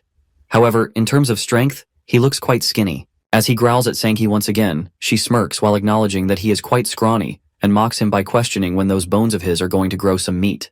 The boss, unable to stand her words, quickly attacks her by swinging his claw at her. Sang-hee jumps up in the air to protect herself, and when she lands on the ground, she rests one of her knees on the ground and puts the axe on her shoulder. She glares at the boss of the lycanthropes and asks if he knows what they say. Along with this question, she immediately gets up and strikes a blow at his jaw with her axe as she quotes, "You have to bash them once in a while to fix them." The boss of the lycanthropes growls in agony, and with a final hit to his brain, she kills him completely. The boss lies beside her with the axe pierced into his skull, while Sang-hee pants tiredly, trying to hold herself up. She wipes the sweat off her face and declares that it was close when suddenly she hears the sound of a clap and a person calling her assassination. Bravo! Sang-hee stands straight and looks up to find that she is surrounded by several men wearing armor and cloaks, which completely cover their bodies and heads, and in addition, they all wear masks to cover their faces. The one who clapped appreciates her, exclaiming, "Great job," and adding that no wonder people call her the guardian of the association. She looks around as they keep swarming in from behind the woods, so she grits her teeth in anger and grabs the axe firmly, saying that she should have known that the Karma Guild was behind this, and curses them. The man, however, laughs mockingly as he repeats the name of the guild and asks her who said they were Karma. He declares it a wrong answer and mockingly states, "Better luck next time." The man's eyes can be seen squinting through the holes in his mask as he informs them that they are just a small fringe group that got together to kill Seo Sang-hee because they hate her so much. With that, the man quickly takes out a sharp dagger. Sang-hee thinks it is too bad, but thinks that first she should buy some time before backup arrives. When suddenly, the man interrupts her thoughts by guessing that she is expecting backup and states that just so she knows, they are not coming. Sang-hee is stunned at his words, while he dangles a walkie-talkie in front of her, which was supposed to be with someone on her team. The man tells her to see that they also have some friends in the association who want her dead. All of those men start laughing at her mockingly as the man taunts her that she should have known better than to go around trying to be some sort of superhero. And then another man asks while giggling if they are getting started or what. When the man states boastfully that she should have known her place as no one is going to help her now, he suddenly stops mid-sentence abruptly because the front of his body is pierced, and he groans in pain. The person who slashed his body is none other than Youngdo, who then confidently claims that he said anything about superheroes since you do not need to be one to save a friend. As the man falls to the ground, Youngdo slashes him again with his sword to make sure he is dead. When the other men look at Youngdo, they are shocked to see him there and ask him who he is. However, instead of answering them, he floats in the air with his sword and kills some men using the sword's exclusive skill. He lands directly by Sanghee's side and asks her if she is alright, while she is equally shocked to see Youngdo here, just like the other men are. Youngdo thanks goodness that he made it in time while realizing that since it is past midnight, the mana he spent on draws has replenished. When Sanghee asks him how he is here, he replies that what matters right now is that he is here to save her, and promises to tell her more about it after they make it out of this, so she agrees. Youngdo then looks around to analyze the situation and reveals to her that he sees what is going on here since the break seems to have stopped. They should focus on getting out of here rather than waste their energy fighting these goons. When he says so, Sanghee informs him that it will not be easy because these men range from C rank to A rank, and they are fixated on killing her. When Zhuge Huimei of the Zhuge family, who is summoned this time by Youngdo, listens to what Sanghee tells her, she gets scared and asks to confirm if all these people here are first to second class warriors, and tries to run away, flapping her hand as she asks Youngdo why they ever decided to come here. After being informed, Youngdo looks at the men and realizes that things do not look good right now, and Sanghee seems exhausted already, while he thinks that he drew whatever cards he could draw from the 10th rare or above draw of fate, and got Zhuge Huimei, but he is not sure if he can take on this many people with her. Sanghee apologizes to Youngdo, saying that she does not know how he ended up here, but maybe it would have been better if, but before she can complete her sentence, he cuts her off and says that if there is one thing he wishes to hear from her right now, then it is thank you rather than I'm sorry, and that too after they get out of here. He assures her not to worry by telling her that he brought a secret weapon that could help them. The men start murmuring around, asking about Youngdo, who he is, and if they did not block Sanghee's radio to keep out any backup from the association, while another man suspects that there must be a spy among them, just like what the leaders said. Suddenly, another man enters from behind them, dressed the same as them all except for not having his hair covered, so his red hair can be seen. He orders the men to shut up and looks at the fallen men whom Youngdo killed. The man, who looks like their head, claims that Youngdo just killed 4 B-rank assassins, as if it was nothing. Therefore, he concludes that they have to consider Youngdo as at least an S-rank user as they carry out their plan. All at once, all of the men start running around Youngdo and Sanghee to find the best moment to attack them, while Youngdo alerts Sanghee to get ready since they are coming. One of their men runs towards Youngdo, and just as he prepares himself, he sees that the rest of the men have launched several arrows towards them. When Youngdo notices this, his eyes widen in shock as he is puzzled by those men's actions since their own men are also within the range of the target and will probably get hurt. Despite the confusion, Youngdo yells at Sanghee to look out and covers her instantly, while most of the arrows hit their own man with the dagger, and he dies on the spot, falling to the ground as their leader watches. Jin Youngdo stands firm, gripping his sword tightly as he looks at the fanatics before him. Seo Sanghee is on the ground, breathing heavily, struggling to keep up with the fight. Jin stands there, finding those men crazy and asking them if they don't care about the safety of their partners. By hearing the word partner, they all burst into laughter, revealing that their sacrifice would be an honor as they stomp their leg on one of their men, adding that as long as it helps manifest his will in this world, they are sure he would gladly give his life for such a noble purpose. Jin Youngdo tightens his grip on the sword as the urge of mana erupts from his sword, saying that this is exactly why he hates trying to reason with fanatics. As mana surges from the sword, slicing the fanatics that come in Jin's way, Jin guides Seo Sanghee that he will lead the way and she should follow him. He is sure they could break through their formation if they keep attacking in this direction they are right now. A fanatic comes near Sanghee to attack her, but before he could, Jin, with his extraordinary sword skills, attacks that person, but the person casts his spell on Jin. However, Sanghee comes at the exact moment killing that guy. 2 fanatics come from behind to kill Jin, though he is unaware of it because his whole focus is on the guy Sanghee is killing right now, but Zhuge Huimei warns Jin about those 2 guys behind him. Jin Youngdo twists his body and rolls backward in the air, rising high over the heads of the 2 attackers. As he flips over those 2 attackers, he swings the sword, cutting them down before he even lands on the ground. Sanghee is impressed as he seems very light on his feet, so she asks him if he has been taking up gymnastics, and Jin informs her that he has been reading up on wuxia novels a lot lately. Suddenly they see an opening. They can finally break free, but before they can reach the opening, more fanatics appear, surrounding them from every side. One of them, the captain, asks them if Jin really thought he could get away from them by resorting to petty magic tricks. The captain threatens him that it is best that he gives up getting out of here alive. Zhuge Huimei informs Jin that he is the captain in charge here. Jin thinks if he has their head, then he is exactly what he should go for. He asks Seo to hold the fort as he is going straight for their leader. As he moves forward, the light step skill activates. He appears right in front of the captain, his sword aiming directly at him. The captain angrily questions his people about what they are staring at and says they should help him, as he is holding back. And this is their chance to kill him. Jin uses his skill, Flowing Cloud Steps, as those guys try attacking him to defend himself. And as soon as he defends himself, he uses another skill, Flowing Cloud Sword, to kill the captain. But the captain is more skillful than Jin thought, and defends himself with his weapon. The captain notices Jin being tired and much weaker than a while ago. He taunts Jin, asking how he is going to kill him in time and save Sang-hee when his arms are shaking like that. His attention shifts to Sang-hee, who is struggling right now, and one of the fanatics is going to kill her.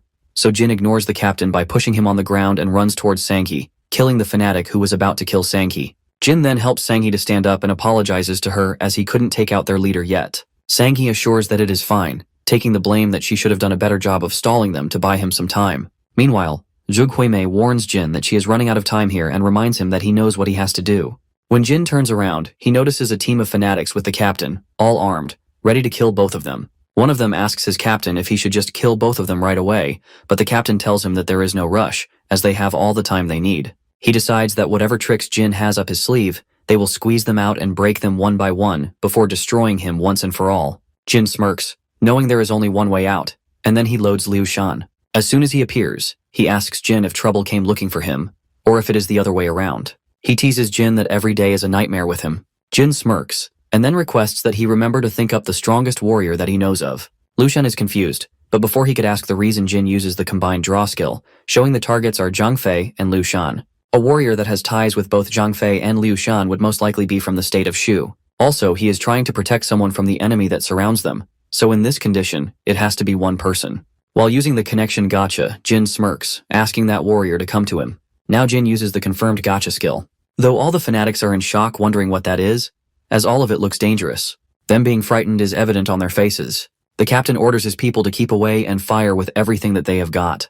They all use their skills, and with the arrowhead, they fire the fireballs. Sang-hee knows she can't dodge all of these, so she will have to cover her vital points at the least. However, the arrows are blocked by Jin, making the fanatics stunned, as it is impossible to block this many arrows in one go. The system informs them that the king of all weapons has successfully restored an ancient weapon, Long Dan, and received a long-range attack boost to the user's stats. Jin Jungdo, who is at level 99, has summoned Ali Zhaoyun Zilong. Jin turns around and smirks, assuring he cannot touch him as Jin has got him covered. The skill Safeguard level 2 has activated, which has boosted up stats for battles fought to protect someone. The captain questions the fanatic on what they all are afraid of, as they outnumber them by far. The fanatics get motivated by this and run towards Jin, but Jin is already ready with his weapon, knowing that the best defense is offense. So before they could run towards him to attack him, he rushes towards them too, slicing the fanatics in half who came in the way. Zhaoyun Zilong is guiding the weapon and has cast the spell in the air by the weapon, which is making the fanatic's body go out of control. They all are floating in the air, and suddenly a flash of light strikes from the sword. When the thick smoke clears the environment, most of the fanatics are on the ground, dead, while the ground is fully cracked. The captain and some other fanatics are scared to death, wondering how they will beat a monster like him as he is out of their league. The captain tells them to shut up because they have to follow the master's order, which is much more important than their petty lives. He casts the magic circle spell on Sang-hee, informing everyone their target is Sang-hee, and the master is watching them right now. Though, Jin comes in between, carrying Sang-hee on his shoulder, saying a sword would be best handed for single-handed combat. That is when he equips the Sword of Qingjiang, which makes chances small of ignoring the opponent's defense. As Jin runs while carrying Sang-hee, he kills everyone coming in his way with this sword. Although he realizes that these fanatics are not humans anymore, and that is for sure. Zhaoyun Zilong shares his point of view that from what he has observed, they are strangely obsessed with attacking the woman, suggesting Jin throw the woman up in the air so that they are led away. Before throwing her in the air, Jin assures Sang-hee that it is going to be a little scary, but she has to trust him on this. Sang-hee has no idea what he is talking about as confusing expressions spread on her face, but in an instant, he throws her in the air, promising her to catch her. When the Fanati looks up in the sky to catch her, Jin's expression darkens as he is going to slit their throat just like that. Jin, as planned, killed every fanatic looking up. Zhaoyun Zilong praises him for his good work and then guides Jin to stick to a position where Seo Sang-hee will fall.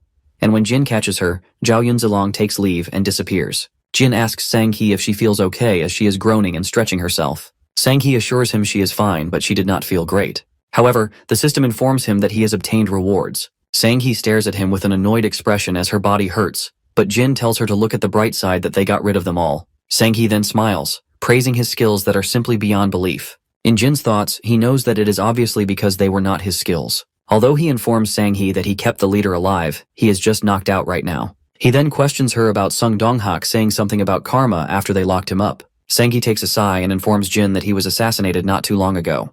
Jin is attuned, asking, "What happened?" Sengi explains that, taken from that and the fact that she was attacked today, she believes that one of the higher-ups is the mole. She expresses her worry, saying she can't solve this on her own no matter how hard she tries. Jin gets notified to save Seo Sengi, realizing the quest is not over yet. He requests Sengi to let him help, just like the last time when he figured out who Sung Donghak really was. He assures her that he has a great idea that could help them find out who this mole is.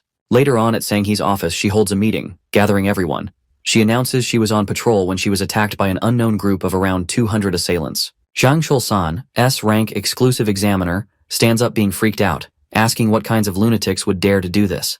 So Sengi elaborates that there was another artificial dungeon break, but she couldn't call for backup because the radio signals were likely jammed. She then points out that Jin Jungdo revealed that if it wasn't for the user on her left, she would have lost her life in that deadly trap. She informs them that he has accompanied her to this meeting as a witness. Jin Kasu interrupts, asking why they are there today to discuss this incident, so Sengi says that too. But there is also something more important. Her expression darkens as she confronts that today they are going to find out which one of them sitting there is the mole. The employers start murmuring among each other, wondering what Sengi is implying.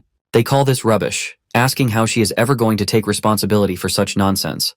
So Sengi assures them that she has a way to find out who the culprit is. She explains, if they could tend to the 3 requirements she has, she will show them who the more is right here, right now. If they feel like these requirements are unreasonable, they can decline at any time. The chairman knows that there is a reason for her confidence and asks Sengi to go on and tell them her requirements. First, she requests everyone to make a vow that everyone will keep silent about what is about to happen here. Jaina appears as Jin calls her while whispering, and she activates the skill, Pledge of Silence.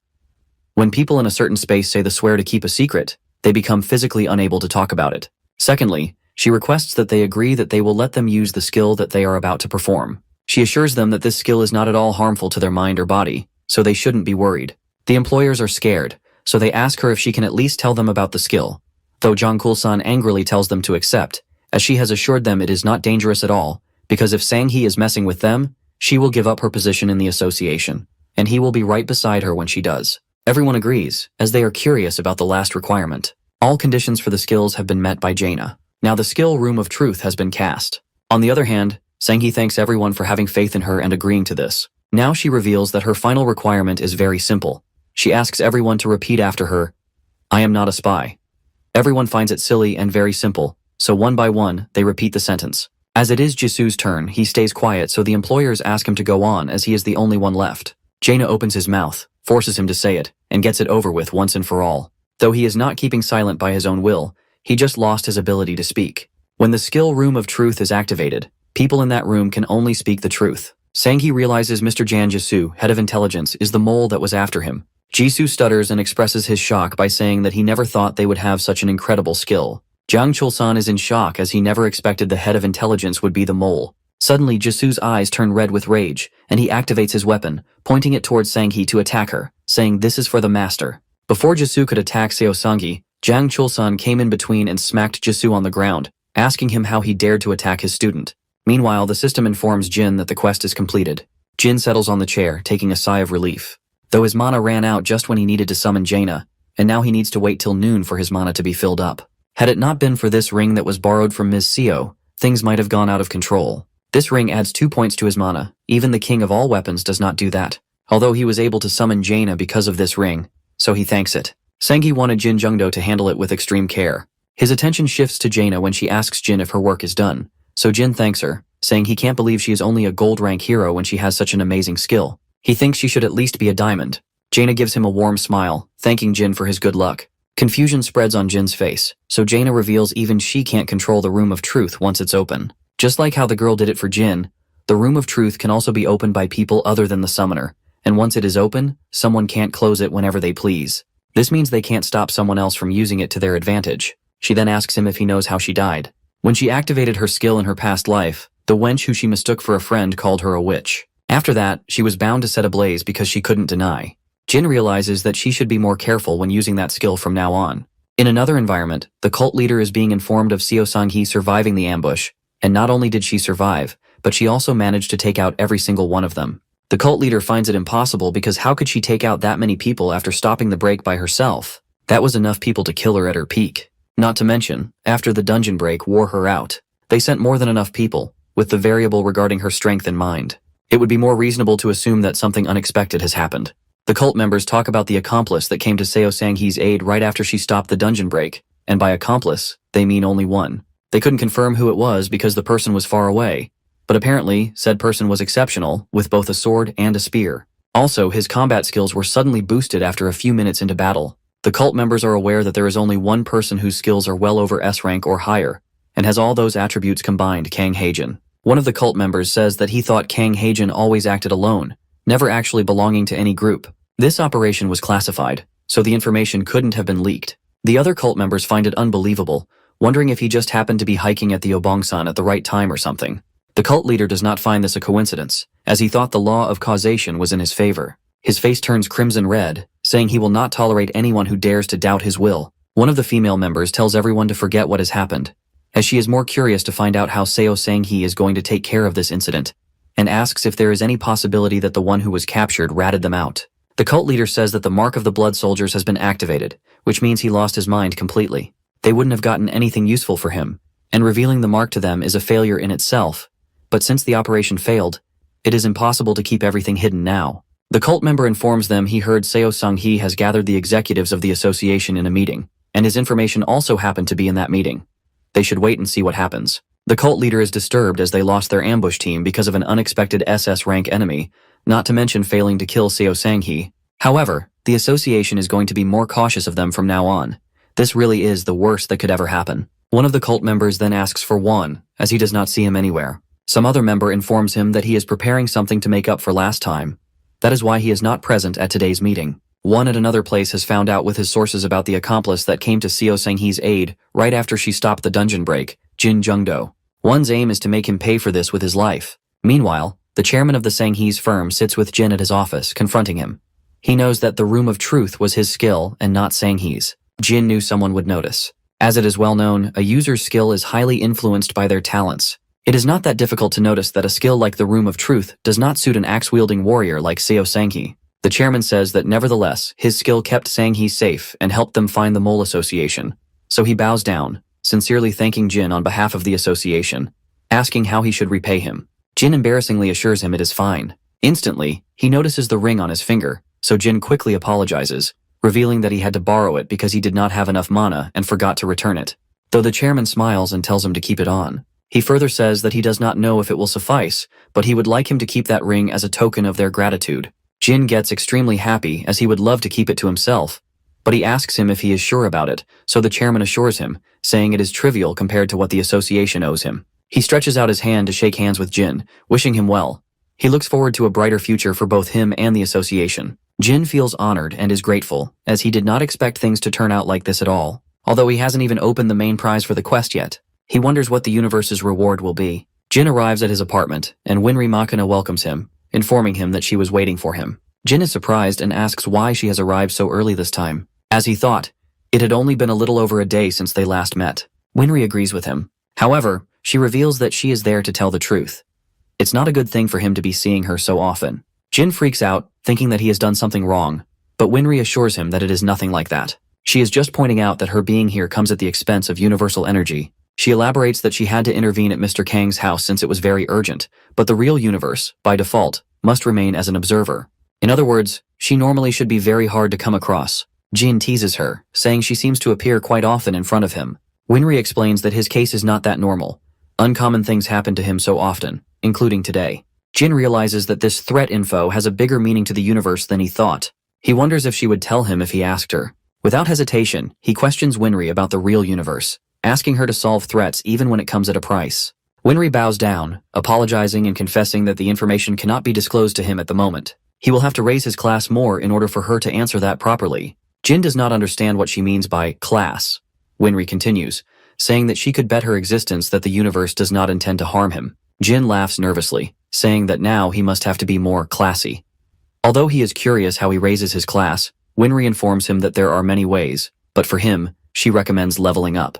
Having a certain level of combat skills is definitely a plus to the class of his existence, so basically, he will just have to level up steadily, like he has been doing. Jin then questions her about the price for this quest, and whether she could take his preference into consideration like last time, because he would like to avoid skills that come at a cost, like purchase. The purchase system is capable of increasing his mana in the long run, but it is unsettling to know that he has to sacrifice other stats in order to do so. He tells Winry not to get him wrong.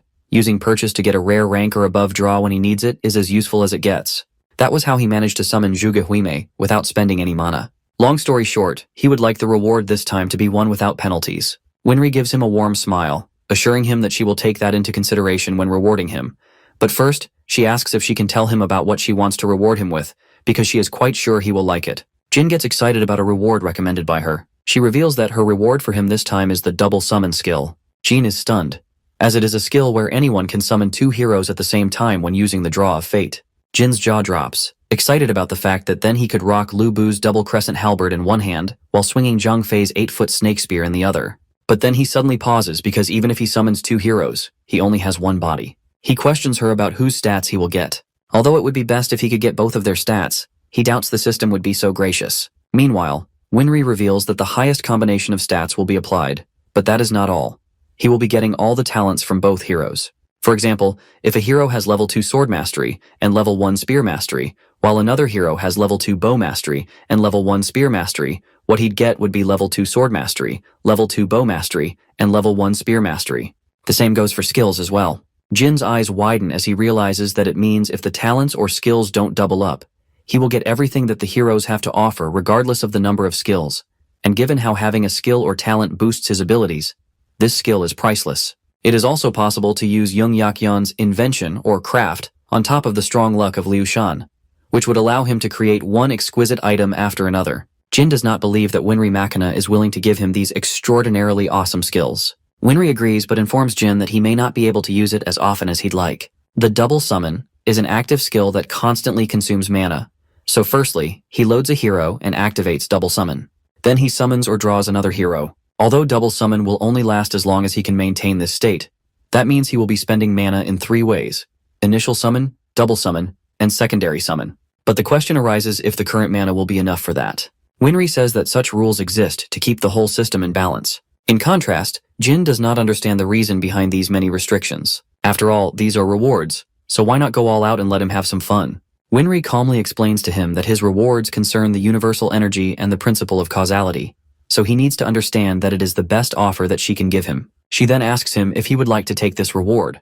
Jin, in his heart, knows he can't deny such a great skill just because it takes up a lot of mana, so he accepts the reward.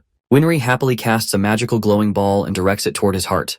Jin collapses on the ground, trembling as the intensity of the skill being unlocked is overwhelming. Winry ignores his reaction and assures him that the real universe will support him as best as it can. Haijun and Jungdo play a video game together, after which Jungdo appreciates Haijun, asking if he was lying about barely playing them. Jungdo then points to a portal-looking gate and asks about it. Haijun replies that his friend put it there, and it's getting on his nerves. Suddenly its lights turn on and electricity runs through it, which scares Jungdo. However, a girl comes out of it. When she steps out, she greets Haijun, saying that she has come to meet him and calls herself a guest of his, while Jungdo looks at her confusedly, wondering who she is. Haijun yells at her that he has told her to let him know before she comes over, but she covers her ear, saying that she installed this warp gate to come and go freely. She then notices Jungdo and asks Haijun about who he is, so he introduces Jungdo to her and tells her that he is a big fan of Jungdo, which flatters Jungdo. He then introduces the girl to Jungdo as Ellie McDowell, an SS rank user from the States and the founder of the Awaker, Mana Virtual, and the DCS system. This shocks Jungdo. When Jungdo draws his hand forward to greet her, she spots his armlet and immediately recognizes it. He gets even more surprised and tries observing her skills, which, after many security methods, he finally manages to see. He discovers that she has 17 talents. After seeing Jungdo's expression, Haijun tells him not to be scared of her, and explains that she can analyze the structure and material of every item except for 2 from treasure dungeons: the Green Dragon Crescent Blade and Excalibur, and now this armlet. They then ask Jungdo for a favor, as they collect information about the anomalies on Earth from those who clear the treasure dungeons. However, all of them are under some geas, so they can't tell completely. It is found that someone from Earth has asked other worlds to erase humans from Earth. Jungdo gets worked up and accuses the leader from the Karma Guild, but Haijun refuses and explains that the dungeons that are appearing only have scouts from other worlds, and it's reported that the monsters have gotten more intelligent. He adds that he's sure they will continue to get more intelligent with every wave, and at one point, humanoid ones will come forth, different from the ones in treasure dungeons. Jungdo then asks why they're telling this to him. They demand his help since treasures from the treasure dungeons are only given to exceptionally talented individuals who might achieve higher than SS rank. When he asks what kind of help they need, Haejun asks him to keep improving until they need his help at the time of humanoid creatures. Ellie then tells Jungdo to ask her for help if ever needed. The humanoid creature looks at Earth and threatens them to wait, while Makina notices them and realizes that humans are running out of time. Jungdo, Seoyun, and Haesik fight against a dungeon boss and clear the dungeon in 3 hours. However, Jungdo gets hit by the boss, so he decides to go shopping with them. The Mana department store looks impressive, and they all fascinatingly look around. When Seoyun leaves to look around, Haesik asks Jungdo about checking out some armor, to which he agrees. But suddenly they hear someone shouting. A man was yelling in shock, calling something a scam, saying that he heard someone struck gold here yesterday. Ignoring him, Haesik asks Jungdo if he is interested in a lotto room where unevaluated items are sold for a very low price, a mix of crap and rare items. However, Jungdo abruptly refuses, saying that he knows what gambling does to people. He suddenly realizes that he has the observation skill, so using it, he could find the good items hidden among the bad ones. He decides to go there to have a look around, whereas Haesik goes to check out some armors. Jungdo enters the lotto room, and the cashier announces to bring the items to the cashier that he wants to buy. He realizes that it won't be easy to find something good, but suddenly comes across a gator. However, on observation, it turns out to be crap. Jungdo then realizes he can't waste his mana on everything when suddenly he hears someone calling him out. He walks through the aisles to find the source, and when he finally reaches a shelf with jewels, the voice shouts that it is the ring. Jungdo leans in and the ring asks if he could hear it, so Jungdo confirms that he heard it and asks to be taken out of there. The ring trembles, and a fairy jumps out of it in happiness, greeting him by calling him Great One, and introducing herself as Ixia, one of the 13 items that have been handcrafted by Ixia the Gold Dragon. Jungdo realizes that it's an ego item, and it's all thanks to his level 3 communication skill that he might be the first to find this. Jungdo asks what she means by the Great One, so she answers that she meant his kind, the dragon, and starts sobbing emotionally, saying that she is finally going to get out of here. He apologizes to her for being a human and not a dragon, so she starts crying sadly, saying she won't get out. He then asks her if only dragons can take her, to which she refuses, explaining that he only needs to talk to her and put her on, but her powers are sealed behind a spell, incomprehensible to humans. She says that if the seal is broken, the ring will return to its original form. He promises to break the seal, so she thanks him, asking him if he's looking for a certain item and guides him through those. Jungdo takes the items to the cashier and asks Ixia if she can evaluate items, but she refuses, saying, however, that she has a good intuition that he can trust. Jungdo wonders if there is something he should look out for when breaking the seal. Just then, he gets to know about the newly generated dungeon that is in the middle of the city. He rushes toward the dungeon with Ixia. Sanghi and Haesik put on their equipment and are ready to fight. Seeing Jungdo, Haesik mentions if he is the only leader he knows who picks out items for his teammate. Later, Jungdo sees them off. After a while, he finds a dungeon that looks like it is beckoning him to come in, but he realizes that he is low on mana, so he decides to check. However, it shows his increased mana. If he adds up the stats, he will be as powerful as an A-rank user, which is enough to take out a B-rank dungeon. He decides to break Ixia's seal before he enters the dungeon. Ixia informs him that he has to be at least an archmage to break her seal. There are multiple seals, and by using observation, he unlocks 2 seals in a row, which is quite impressive. He unlocks his growth skill, which seems crazy to him because it's even better than the cobalt glove and all the rings he got from the association combined. And since there's an experience point bar, it should become even better as it levels up. Ixia informs him that this talent doesn't apply to him. It's hers. According to Jungdo, having a hunch for a talent should mean that he has a good hunch, to which Ixia agrees. She also used her hunch when she picked out those items for him from that pile of junk. Jungdo should have looked at those items as well. Later, they go to check out the items, which don't seem special to him. But Ixia reassures him that she is confident in her hunch. He checks their attributes, which were quite disappointing to him. He couldn't believe that they only cost 5 million won. Ixia feels sorry that her hunches aren't always right, but Jungdo reassures her that he has a bunch of great stuff already. Deep down, he knows that hunches can't always be right. Just like how Liu Shan's luck does not work all the time. He is sure she will get much more accurate once that progress bar is filled up. After a while, when they are about to get into the dungeon, Ixia warns him that he must be careful, to which he agrees. As soon as he steps into the dungeon, a goblin attacks him, which he slaughters right away. He realizes that Ixia was right about him being careful. Just then, a bunch of goblins appears, and he decides to use some of the skills he learned this time. He casts his Tiger Strike move on them and clears them all in an instant. Jungdo loves how powerful that move was. Ixia comments, "What a waste," and asks Jungdo if she can eat the leftovers on the ground over there. Ixia digs in and eats all of them. She cries because she finds the taste so good. Jungdo finds it impressive how she eats them, and then he decides to check the X bar to see if it has changed anything. The XP increases, not much but a bit. Ixia mentions that once her XP bar is full, the 3rd seal will be broken, and she will be able to help him out even more efficiently after that. Youngdo adds that if that's the case, he will get her all the corpses if she wants to eat, which makes Ixia excited. Later, Youngdo hunts more of those goblins and cuts them into small pieces so that it's easier for Ixia to eat. They have a long way to go, so Youngdo suggests making sure she chews thoroughly when she eats them. There are more of them. Youngdo uses his Lion's Roar skill and uses Green Dragon Steps and Dragon Tiger Strike to finish them off. Combining skills like that makes them more powerful. As they reach the boss room, Ixia wonders how tasty the boss will be. Suddenly, Lushan appears out of nowhere, greeting Youngdo, which startles Ixia. She shouts and claims him as a ghost. Lushan apologizes that he startled her. Then he introduces himself to her as the Emperor of Shu Han, while Youngdo is displeased with his introduction, referring to him as a ruler who led his country to ruin in 2 generations. When Ixia learns about him, she gets excited and wonders if that means he is even higher than a king. She wonders where Shu Han is located, at which Youngdo grins. Lushan gets nervous and hesitantly turns to Youngdo, snapping at him. Let's get to doing his drawings, for which he calls him out. Ixia gets excited hearing about the drawing game that she is good at. Youngdo asks Ixia that he is going to start drawing now, so just let him know when she gets that hunch of hers. As he clicks on the Draw of Fate, a golden card appears on the first try. Ixia shouts in pride that her hunch is accurate, while Lushan claims that it could be because of his strong luck as well. Jin Youngdo's summoned ally is Tristan, level 80. Now he is ready to go. Tristan dedicates his life to his victory. Ixia likes this one much better than Lushan because he is so gentle. Youngdo slams the door of the room and strikes the arrow toward the boss. It hits the boss in just 1 shot, which makes him level up in seconds. He was sure because he summoned a hero more powerful than necessary for a B-rank dungeon, but he wonders how the monster died with 1 blow. Later, Youngdo steps out of the dungeon and gets a call from Seo Yoon. He picks up the call and yells her name in shock.